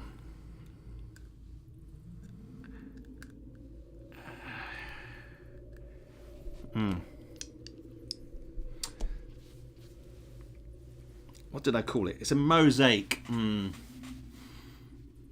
had separated those in my mind, but the frequency at which they appear seems to be pretty low. So, because if you go to the... Yes. No. 2 times plus 2, it would be 4. No, you can only sacrifice once per shrine when it is a shrine. And I need to make this clearer. I will make it clearer. So those areas you go in there and you get like, I call for his favour, and it gives you favour -1 on the roll because he's there. It is sort of present in a way. But shrines are special places where there's like a hole in the wall or a fountain or a wooden casket, and it says you can offer for favour points. Just special places. And you've got to think long term. There are 10 levels in the dungeon, so the first level you're not necessarily going to get as much opportunity. But as you go deeper into the dungeon, there's a higher chance that you'll be presented with an opportunity. And calling on favour of the gods is meant to be something that is kind of epic, the epic moment when you think you're going to die and you go, give me help, and all your health is suddenly restored. So that's my thinking. We'll see. So we can't really use that as a shrine, but if I want to call for favour, if I get to find a shrine, sacrifice 1 garnet because you can only do 1 item, get +2 ticks, go to that area there, and then get -1 to the roll. So I need to roll 1, 2, 3 to gain favour of that god. And the reason why those are sort of designated areas is because you can call for favour anywhere. So you might call for favour in combat, which is fine, but you don't get the bonus of being in a special place. That's kind of like my thinking. So you get right, that needs to be clarified.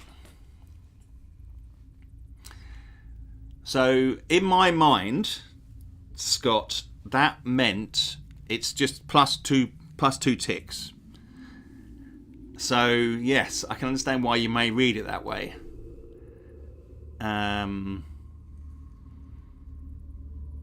That is another question. That is about balance. I need to think about that and how to phrase that on the game, because that may be too powerful to get like 3 ticks by giving a garnet.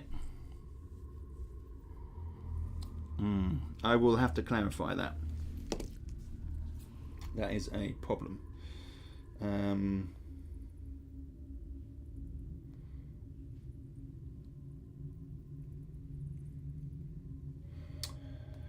Okay. That's something to think about.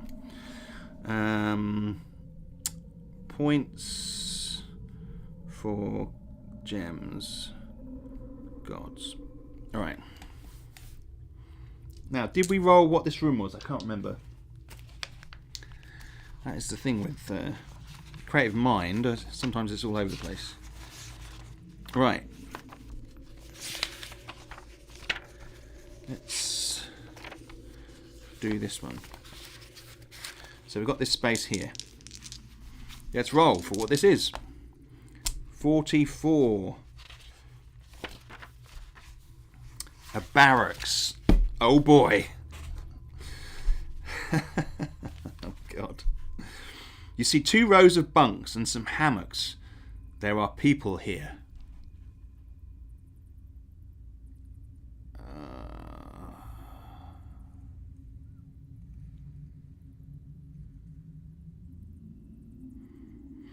Okay, it says you see 2 rows. Roll on Met 1 twice. After the fight, roll on RTC1T, as there is a T chest here. Okay, so we are we're up against it here. So we've got some barracks, got some beds here, some bunks, and then there's like a tea chest over here. We didn't roll to see how many exits there are. Let's do that. Oh, there are 2 exits, so we'll put 1 down here, and then 1 here, sort of between the 2 beds. Okay. Right. And a barracks, the doors are wooden doors.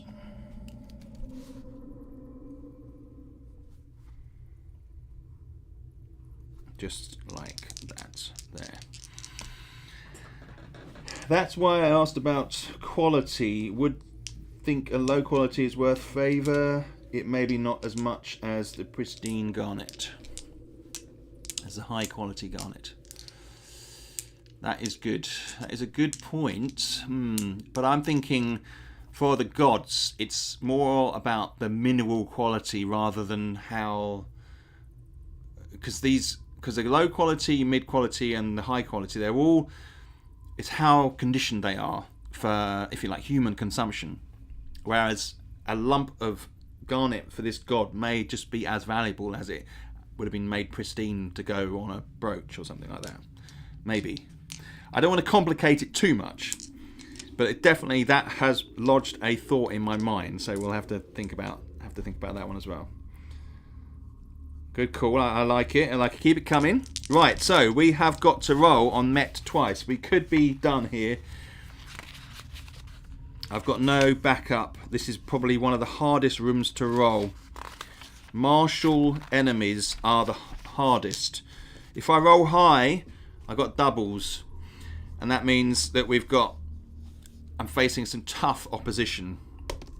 5. Warrior. Oh, God. I just wanted to get out of here and sell some stuff. Warrior and scout, and then 3, another warrior.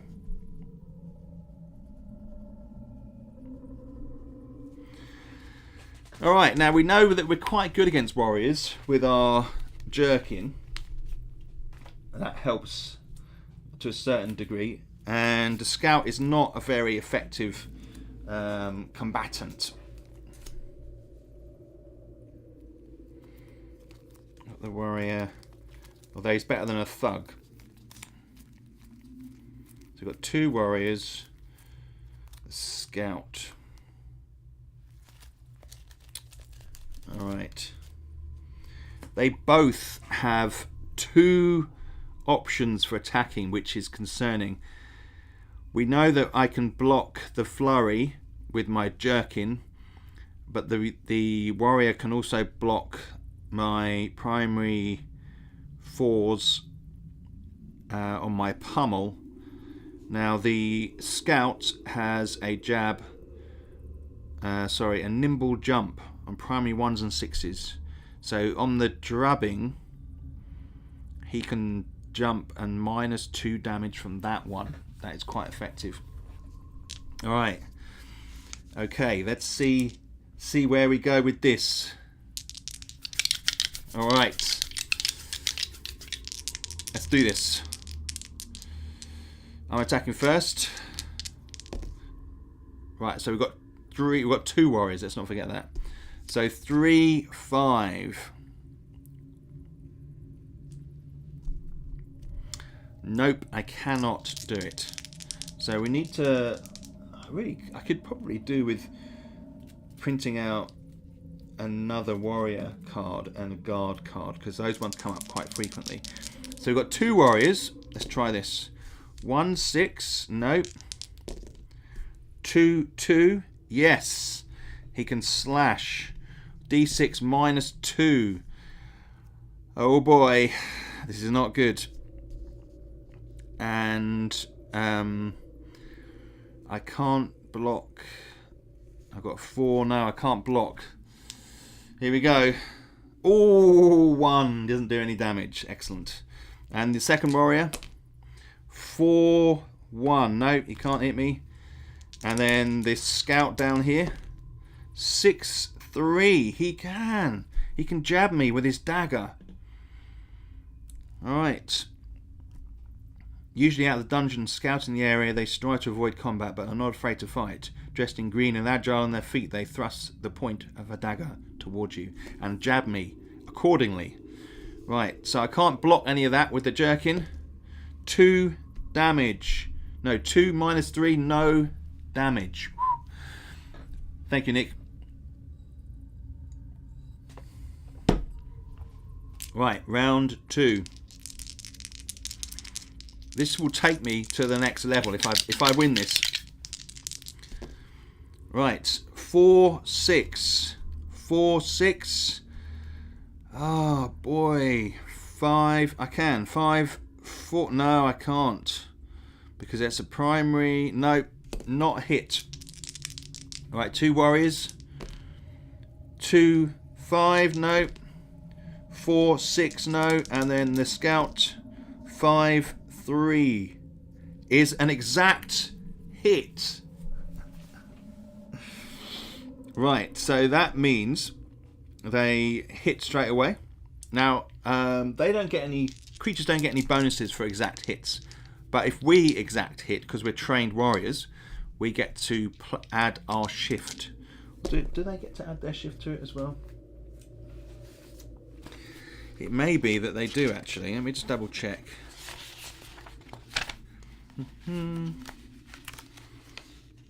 Did I do it? Creatures as well. Only makes sense.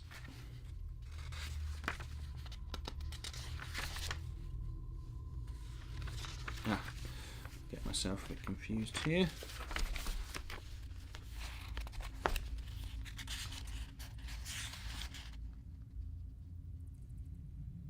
No, not on that turn. Not on that turn, because he was 1 off that, I think.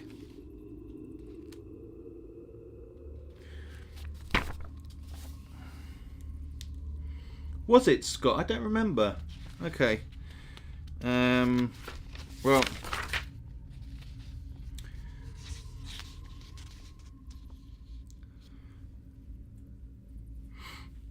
Combat. Exact strike. If any, Roddy 6, the numbers to maneuvers, if any of them match, they have maneuver and hit the creature. It doesn't say so. So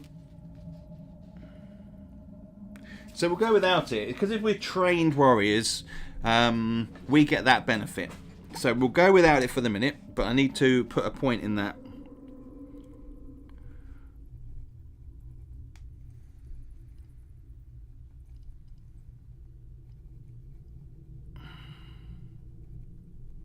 Alright, so I will decide, I'll make a judgment on that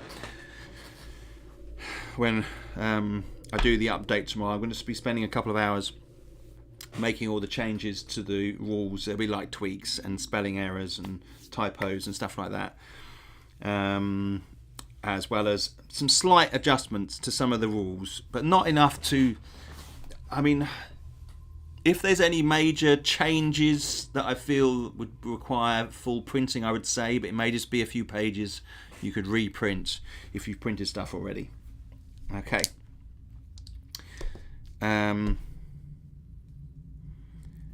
Where was I?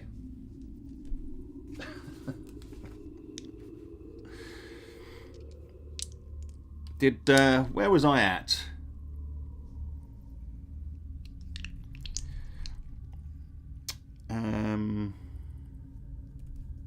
It's not looking good, put it that way. Who was attacking? Who attacked? I was looking up exact strike. Oh yes, he got an exact strike on the jab. That's what it was. Yes, that's right. Thank you, Scott. Yes, that's what I was looking that up. Right, damage, d6 minus 3. 0 damage. Okay, good. Right, 2, 5. For me. Oh boy, that is not good. I'm once that extra shift adjustment comes in, I am in serious trouble. Okay. Went to round 3. 2 warriors. 6, 5. No. 4. Yes, that is a flurry. Adjust it down at 4, 3, and you get a d6 minus 4 damage. 2, no damage. I mean,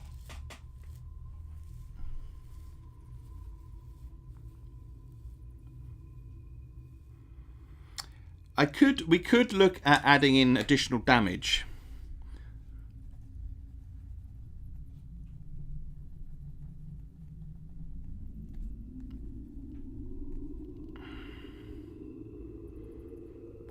Later in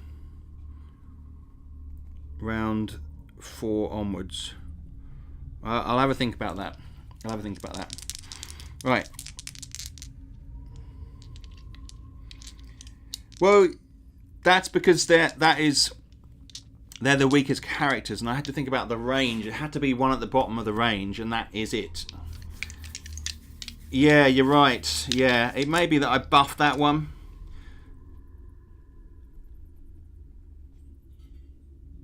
Minus 4. Yeah, you're right.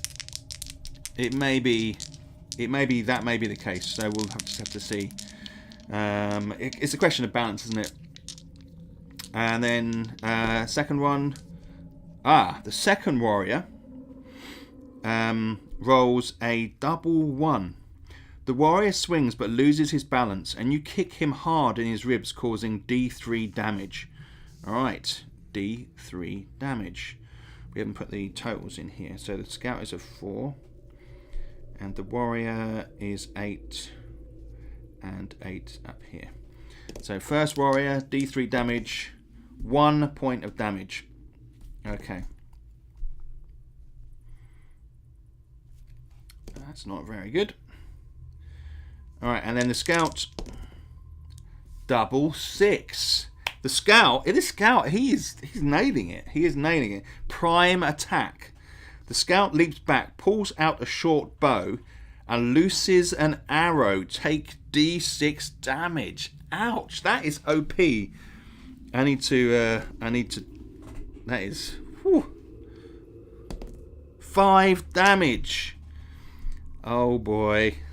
Oh no. That is not good.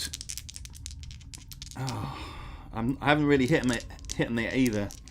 Thank the dice gods. A 1-1 for players is only a miss and not a fumble. Haha. Yes, exactly. Okay.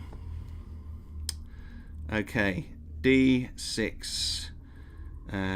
Scout OP. All right. I think that is too OP. What we'll do is we will reduce that damage down. So it's going to be a D3.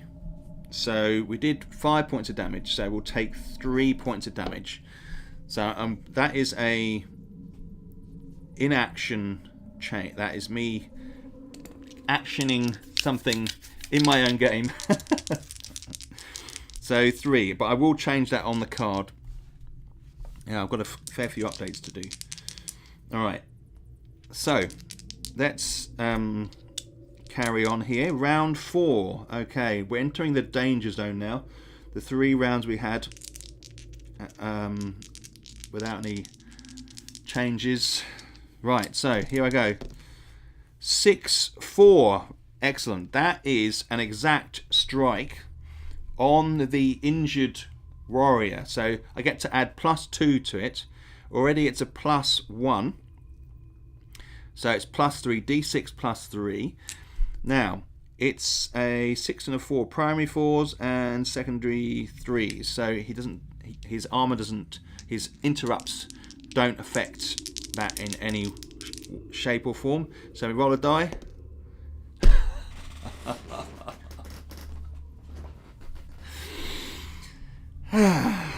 4 damage. Okay. He's down to 3. I was hoping to dispatch him. That not killing him there could mean have massive connotations for me. Okay, so first warrior, damaged, injured warrior, 6-3. He can shift 2. It gives him the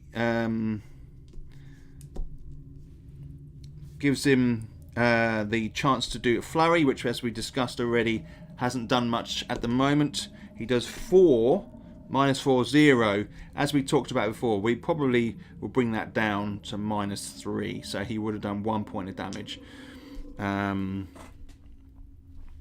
so we'll action that now. So he does 1 point of damage. 6. And then the next warrior does the same again. He gets to do a flurry. And he does 2 points of damage. Oh dear. It's not looking good. I don't have any potions. I should have left. See, this is the thing. This is the learning process. And the scout, 6-6. Oh no. He leaps back again, pulls out his short bow again, and looses an arrow. Take D3 damage. Here we go. 1 point of damage. Down to 3 points of damage. This is not looking good. Shouldn't have mentioned the dice gods. Alright, 5. I have to kill somebody here, otherwise I'm in serious trouble. Come on. 6-4. Another exact strike. And yes, we're just going to kill that first warrior because it's +3. He's only got 3 left. 7 damage, which means he's down to 0. So we've got 1 warrior left, and the scout, the nifty, cunning, arrow shooting scout. Got 3 points of damage left. Can we do this? It's very close.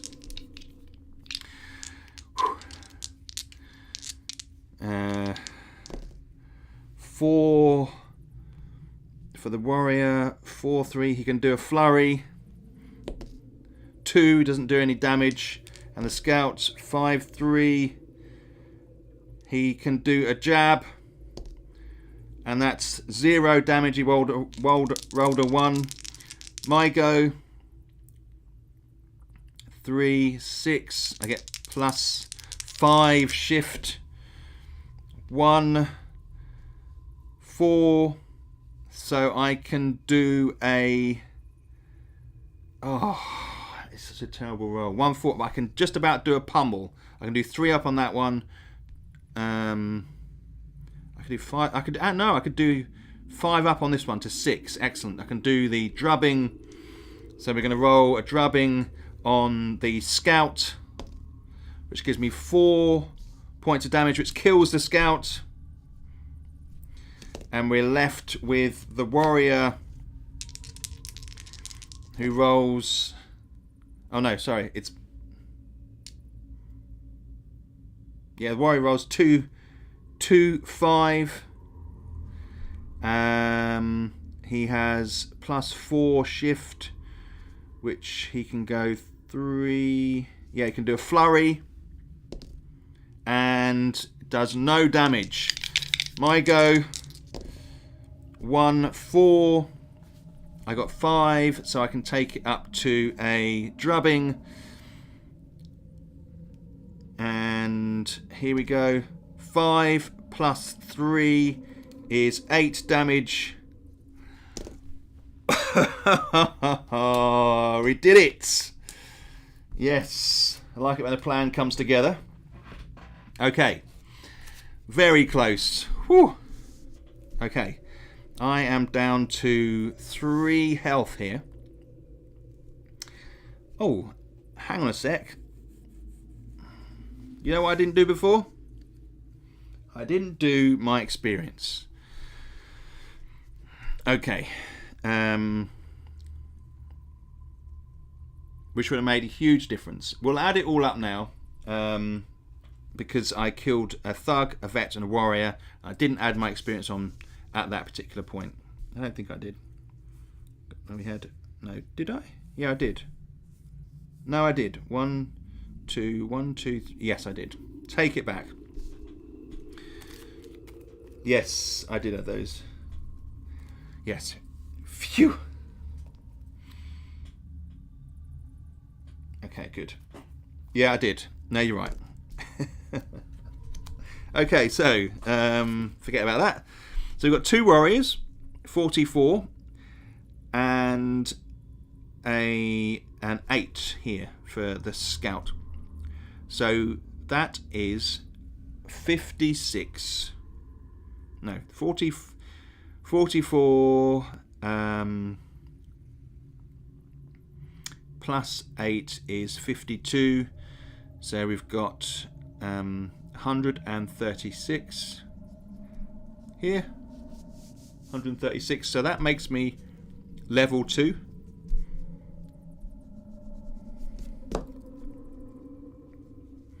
And if we look in the book,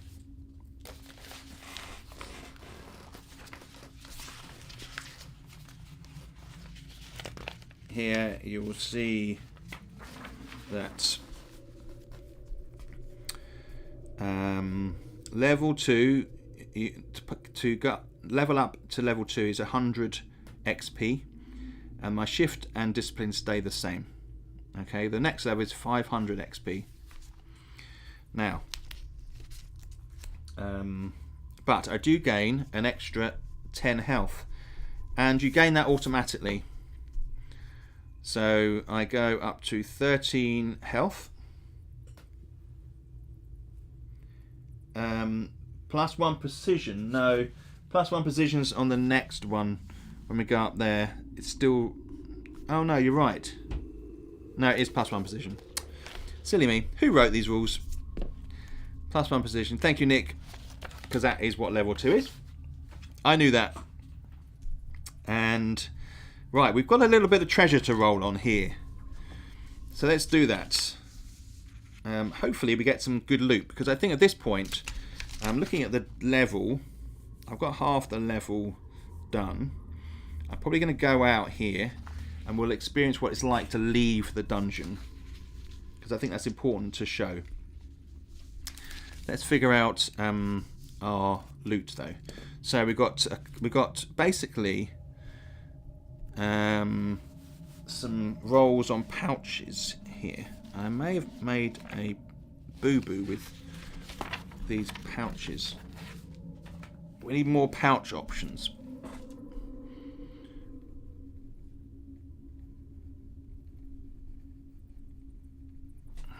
Right. Well, there is a certain element of randomness within the pouch table itself.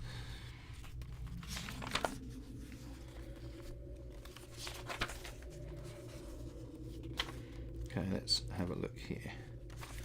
Probably this side. In the main book, there's actually an index. I just haven't printed on this, but I will be printing out before the next play test. Random pouch table. Here we go. That's random pouch table 2. We need random pouch table 1. There it is. Okay. First one. 9. There are some coins in a pouch. Okay. Gain. I'm going to write this down. Pouch. In a pouch. So I'm putting the shavings in a pouch. There were some coins in a pouch. Gain 2 D6 plus 2 silver. 7 silver. And D6 gold coins. 4 gold coins. Okay. Nice. Second one.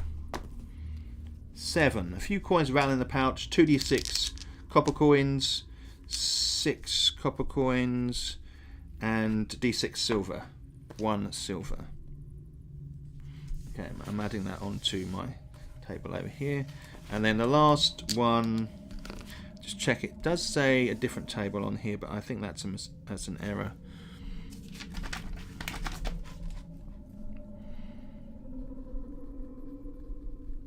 Let's just double check that. RET. So the scout is RTPT1, which I don't think is a table. I think that's just an error.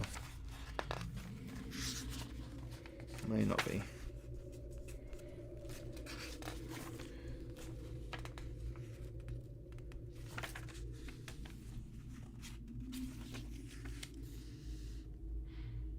Yeah, that is an error. Okay, just rolling the pouch table again. 9. So we get D6 plus 2 silver, 7, and 6 gold coins. Nice. Okay. Right. Now, it did say there's a tea chest here. So we're on the tea chest table here. 6. At the bottom is a small bag of tea leaves. Small bag of tea leaves.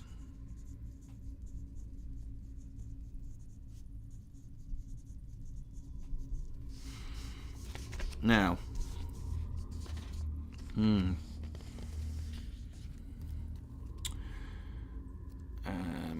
we've got 13 hit points left. I'm looking at I don't have a huge amount of treasure, and I wonder whether I should just push on until I get to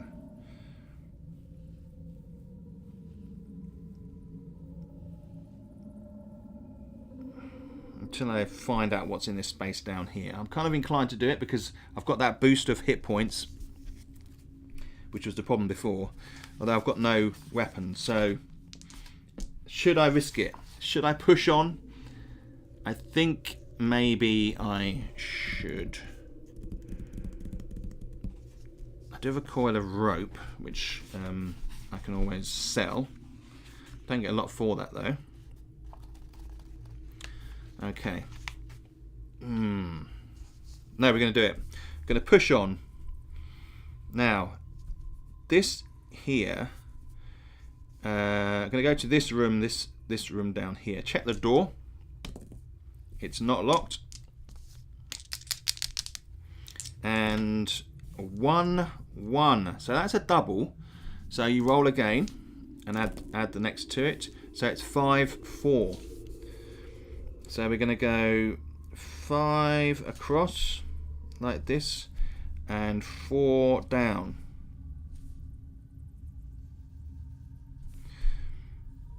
So does it have any exits? Oh, let's roll for exits. It has one exit, which I'm going to connect up to here. I'm going to take liberties. You can make little decisions like that if you want to. So it naturally connects up to the first room. Okay, you'll find yourself in situations like that where the rooms do that. Now this room here is obviously going to be a small room jammed into this space. So let's see what this room is. Oh, and I would put a little epic narrative here. Came across some barracks.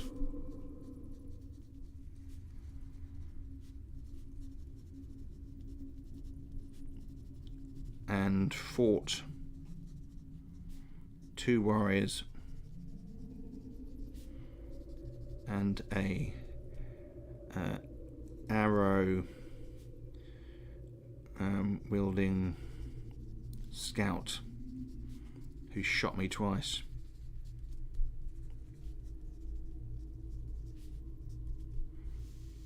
There we go. Book says doubles other than double 1 when rolling for room dimensions. Yes. So, hang on. Does it? That's small rooms. Well, it's meant to be.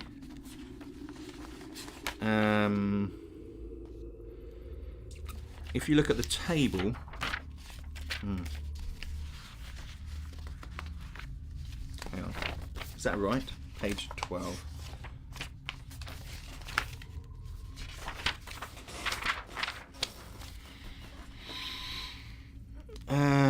Small rooms. If you roll a room that has an area of 3 to 6 squares, other than a double 2, and corridors. So that's a 1. If you roll double other than double 1, when rolling room dimensions, roll both again. You're right. I got you. No, I think we'll take that out. Double 1 can count. Double 1. We'll take that out. Good point. Good spot, because we can just make a larger room. We'll take the double 1 out. Page 12. Take out double 1. Because it just makes a nice large room. Point 4. Thank you. Thank you, Scott.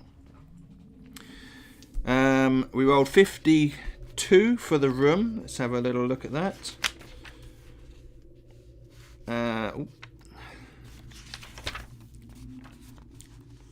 52. Sleeping quarters. Oh darn! Coming to like the sleep. This is the barracks area. Sleeping quarters. Behind 2 curtains, 1 on each side, are neat wooden frame beds. Someone jumps up. Roll on Ret 1. You see a cross above a cupboard. Roll on RATT 1. Okay. Right, so sleeping quarters. We've got a bed here. There's a bed. Okay.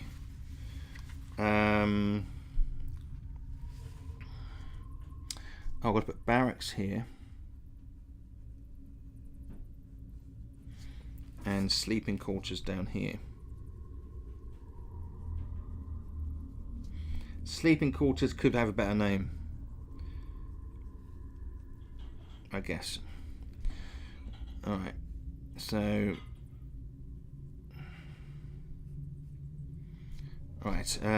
quarters there, and behind 2 curtains, so it's kind of like there's kind of like these curtains here. Anyway, right, so we've got to roll on Ret 1 to see what we're fighting.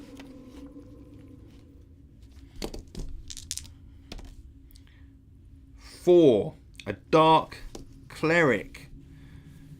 Okay, so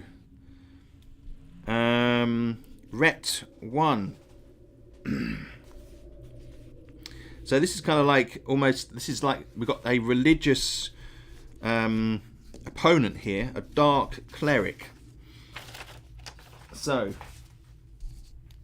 let's put that in here.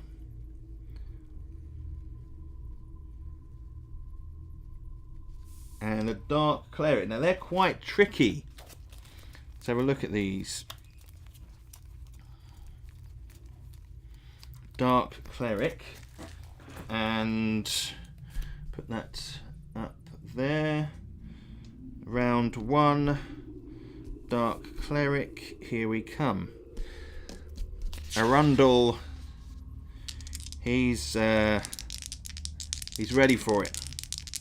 Let's do this. So, Dark Cleric, Dark Magic Haze on secondary 1s, 2s and 3s. The Dark Cleric heals 1 point of damage if injured and gains 1 point if not. And he's got 2 manoeuvres, Necrotic Prod and Staff Bash. Oh, okay, here we go. 6/6. Oh. Okay. We're going to do the drubbing. So when you roll 6/6 as a character, you get to pick which one you're going to use to attack. And I'm going to go with my drubbing, which is the better one. It's +1. You get to add your shift on the critical.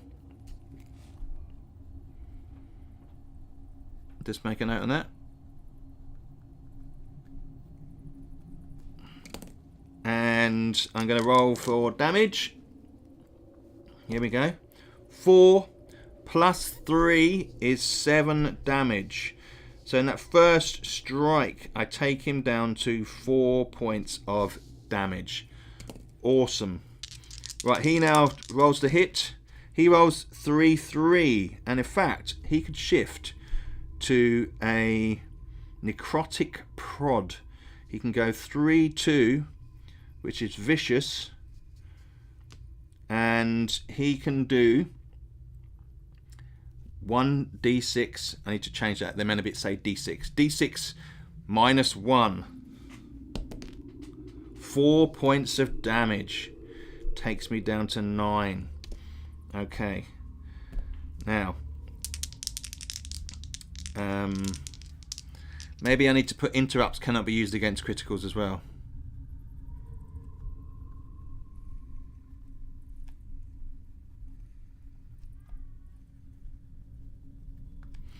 Alright, so he's done me some damage, I've done him some damage. Round 2. Gotta roll the prime dice as well. Okay, 1/6.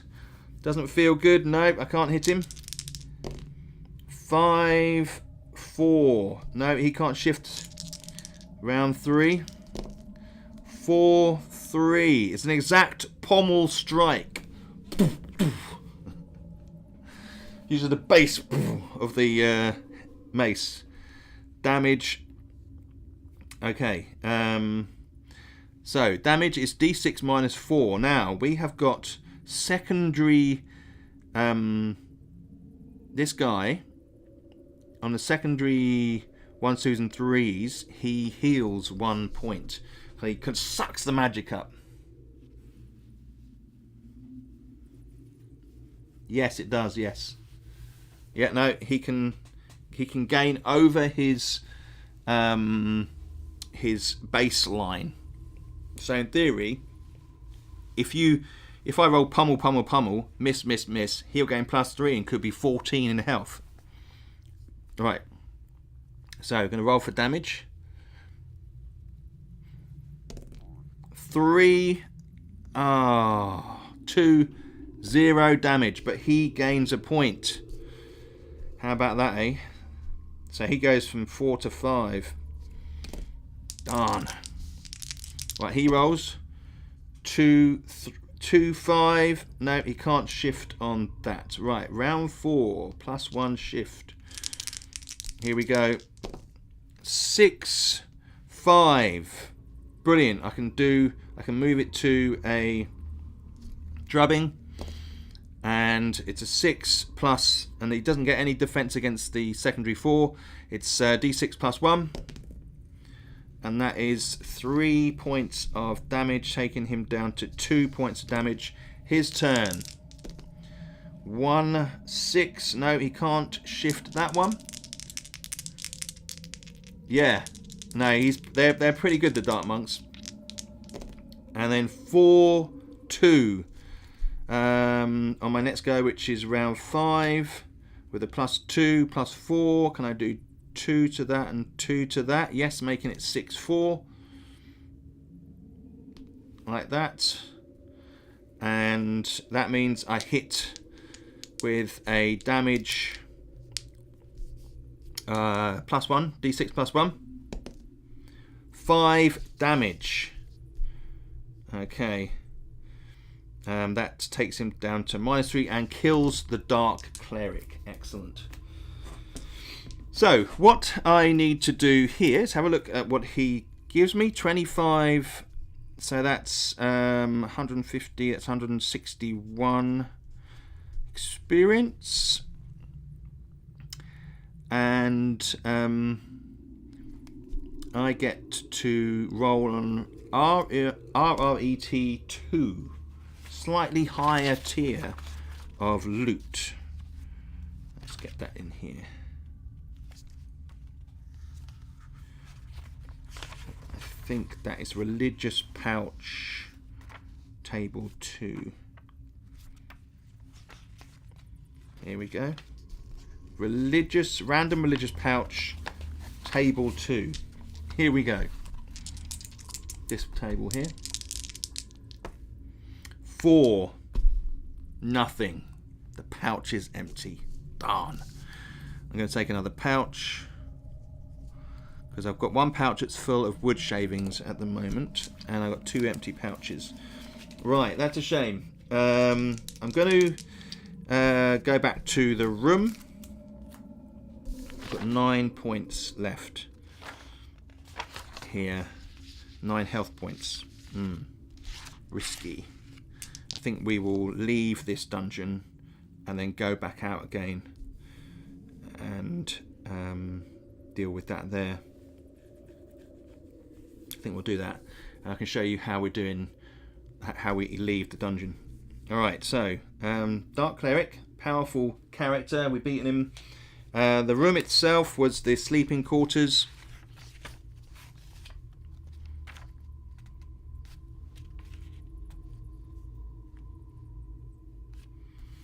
Random. Oh yes. Oh, because it connects up to that, it was an archway entrance. Sleeping quarters. Roll on RATT1, which I think is random. Here we go. Religious artifacts treasure table. Here we go. 2d6. 6. Someone has left a bottle of wine and bread here. Gain 1 ration. I'll add that to there. Not quite what I wanted. Wanted some proper treasure. Alright. Okay. So what I'm going to do is we're going to leave the dungeon. Going to head back. It means I better heal up to 20 because my baseline is 20 now. But to do that, we have to go back to this room here, and I search the walls for. Let's just look at this section in the book.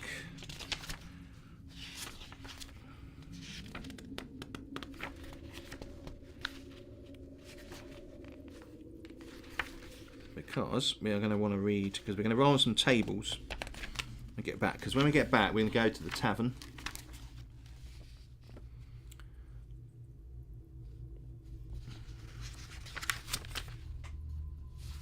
Here we go. Leaving the dungeon. Nice and easy, leaving the dungeon.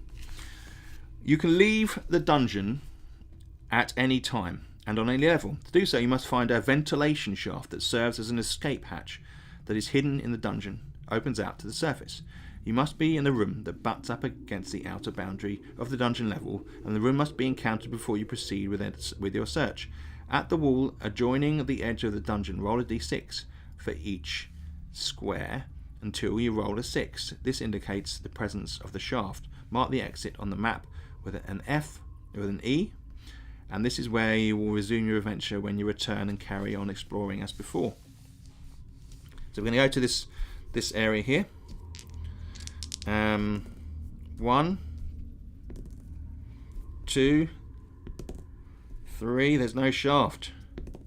4, 5, up to this one. 6, oh my god, 1, 2, 3.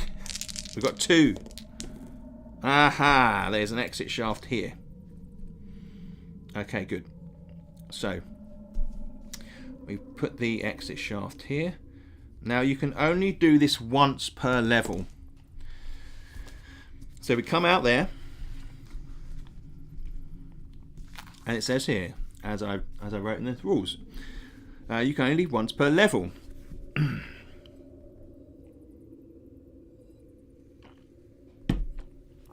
There's no other way out on this level.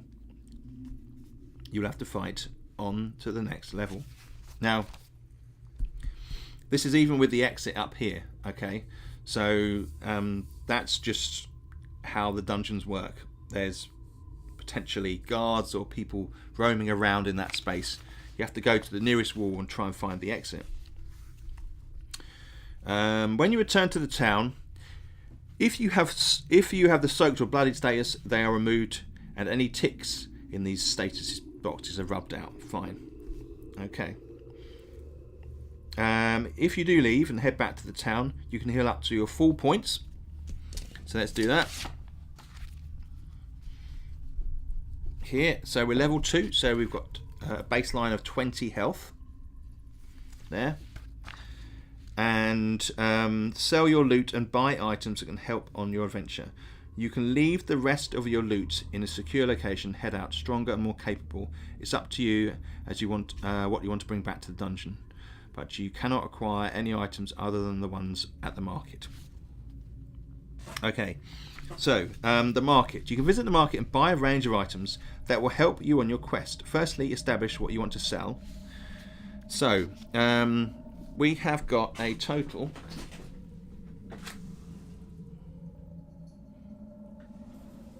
1 minute, let me just let the cat through.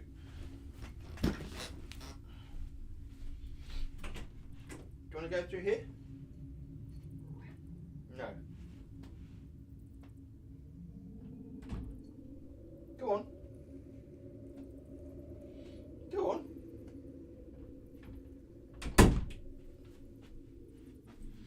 Okay, done. Cat is just, he's laid on the floor. It did have a cross I could take. You're right.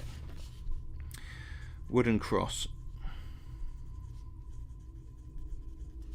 Okay. So, let's just figure out my 16, 24 silver coins, 15 gold, and some copper, which is pretty useless. Okay. Right, and as far as my treasure, so that's my gold there. I've got rope. I'm not going to sell any of that. I'm going to keep all that. I'm just going to have a look at what I can buy with my gold, and to do that I can go here. Now I could buy, what have I got? 8. I've got 15 gold. I can't quite afford a bishop's mantle, which is so annoying. What have I got? Broken sword. How much would a broken sword be sold for? Pieces of metal. Okay, we'll sell the broken sword for say 2 gold coins, so we'll cross that off because we want to buy the bishop's mantle. Cross that off my list. That seems reasonable. metal plates, 5 gold, broken sword, 2 gold. What do you think? I think they remember the. So we'll do that. That's crossed off the sheet. That's the only really thing. That's the only thing I had that was potentially. So we'll make that 17 gold, and the silver, 10 silver, is the equivalent to 1 gold. So I can get rid of 10 silver. So we've got 14 silver left. 14 silver left here, and no gold. Okay. The cat is being fairly annoying. Pan, come on. Pan, come on. Come on. Come on. Good cat. Good cat. Yes. Pan's here.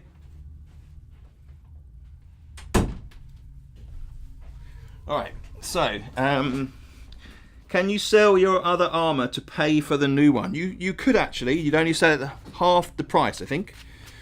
What am I doing? Oh, it's just gold. But here we go. Here's the market. You can plan to sell the current armour and buy new armour.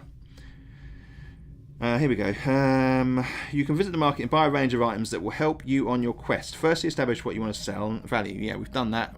We've sold the sword.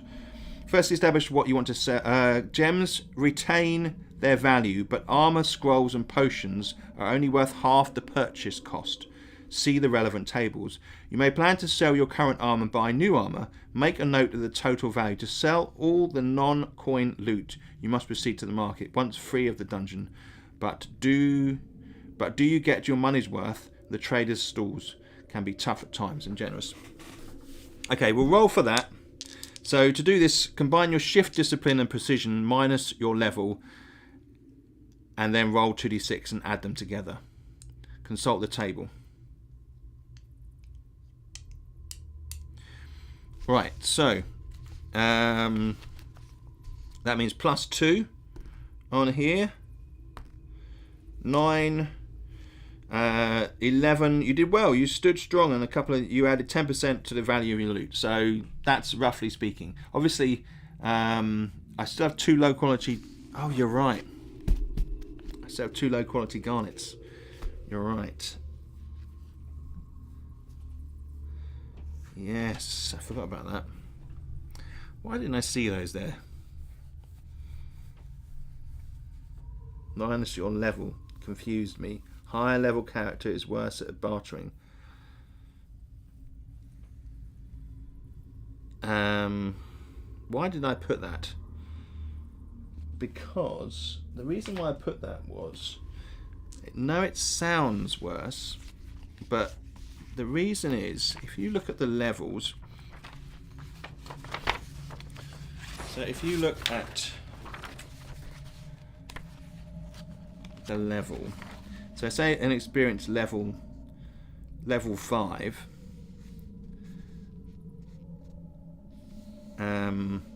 you get +3, +1, +2, so you get +6, -6. On a 9 you get 7. Yeah, that levels it out. I was trying to give the table a relevance to the lower level characters. So you didn't always, even if you were high level, the market guys didn't necessarily think, right, you're definitely getting your bonus. I need to have a look at that combination. It doesn't necessarily mean it straight away fails, though, if you see what I'm saying. There was some thinking behind that. Okay, so we'll still stay that was the gold there. Garnets are 16. I'm going to keep my garnets for the moment, just in case I want to make a sacrifice. Keep those in there. But they may come in handy in a minute. So I'm going to buy a bishop's mantle. Okay, bishop's mantle, which is that thing that goes around your top here.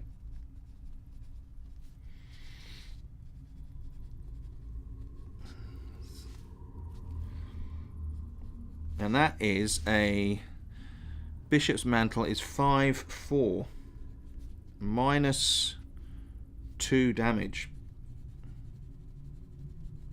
Okay, so that is primary 4s and that is secondary 4s. So any 4s in an attack, I will defend against now. There's something about that process. I'm particularly good at blocking on my side, on the left side, or it kind of emphasizes it, or that armor is particularly useful in that area where those attacks come. My first game, I found a steel buckler worth 40 gold coins. Wow. You can see it does vary, but that will be able to buy you a steel yeah. But you can only sell it for half, don't forget, when you go back. But yes, you'll be using it, not selling it. All right.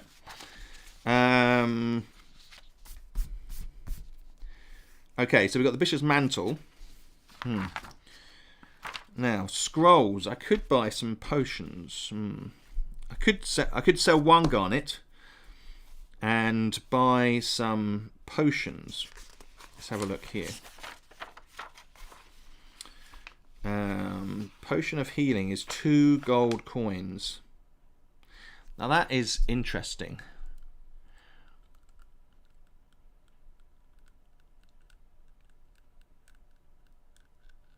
That's a bit OP, isn't it? Okay. Too easy. If I sell a garnet on the market, gems retain their value. 8 gold coins. I'm going to up the price of potions price, because I think that's a bit too cheap. You can't buy magic items. Magic items don't really come into the game very much. These are a bit more expensive.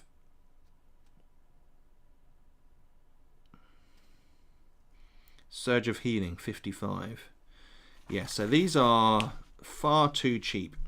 Okay, so we need to make these, say, 8 gold coins. Yeah, we'll up these. Up potions. Potions price. True. I'm going to up the price of the potions anyway. So we're going to make... We'll make it 6. Okay. For the moment. So that means I'm going to buy 1 potion of healing.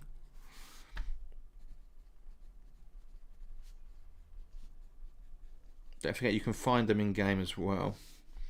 10 hate points heal. Okay. Good. Okay. Alright. So, and then finally we've got a little bit of things to do there, down here. So, in the evening, before you return to dungeon, you may visit either the tavern to listen to the gossip or meditate at the temple. Now you can gain a point. Now the points really are beneficial if, say, you already had a favour. You might get another favour with that same god. As it happens, I'm gonna go to the tavern and roll on the tavern exploits table here. Before you return to dungeon, you may share a few stories and have a few pints at the local tavern. What you find out at the tavern may reveal something useful for your return to the dungeon. If you want to do so, roll on tavern exploits. Let's do it. So, 10. That's not bad. You catch up with old Glenn. He laughs as he talks about his exploits in the underworld. You listen intently to some of the same old stories. He talks about one particular route that seems familiar. You may select the room type for the first room you encounter when you re-enter the dungeon. Right, so I'm going to call that Glen Intel.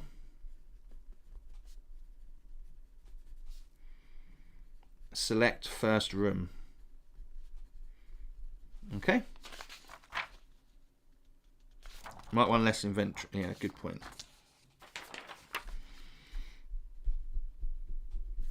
Thank you, Scott.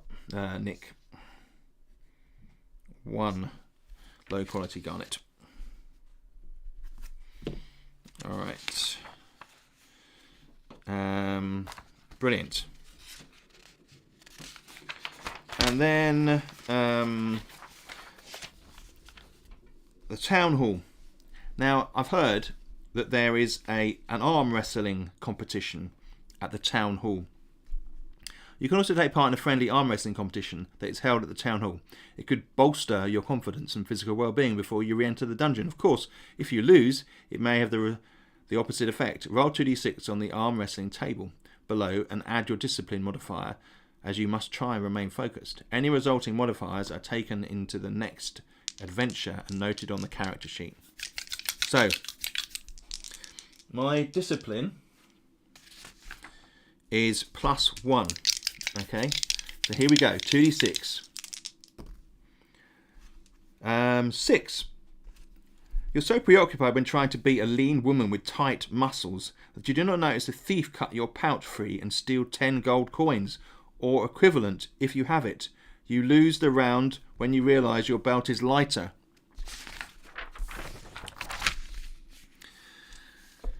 Right, so it's going to be coins based, that one. So I need to put on there equivalent or equivalent coins. Okay, so basically I lose all my coins. Got no money now. There you go.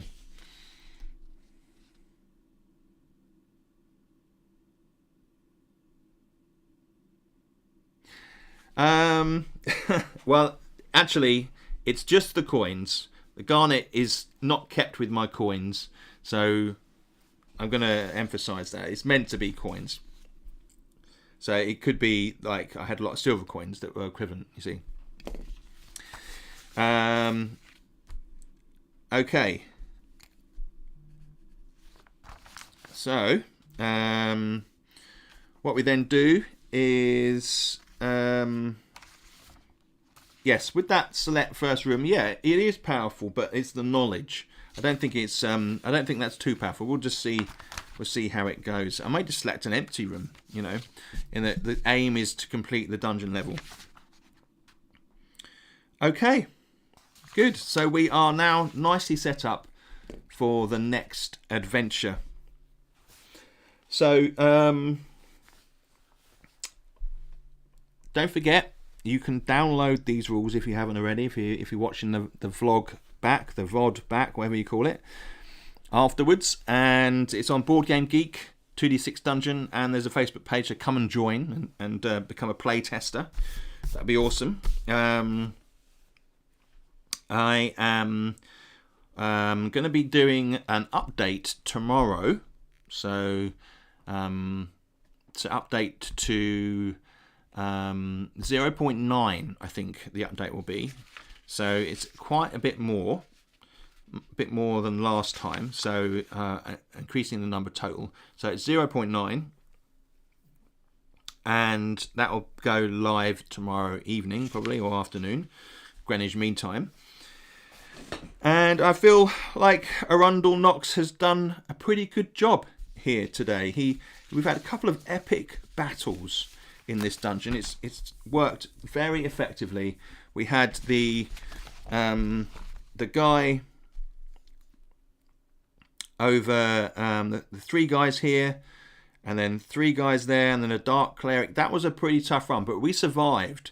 Good use of a scroll, and then some effective exact strikes and critical strikes, prime attacks towards the end there, guys. So I hope you enjoyed that. If you did, don't forget to click the thumbs up, and thank you, Nick and Scott. You are worthy companions to take into a dungeon. I appreciate pointing out all the things, helping me with the rule set, and offering up suggestions. Once again, thanks for being here, team, and I will catch up with you time to watch the rest of the content. Enjoy your evening. Thank you, guys. You take care. USG Gaming, thank you. Appreciate that. And I will catch up with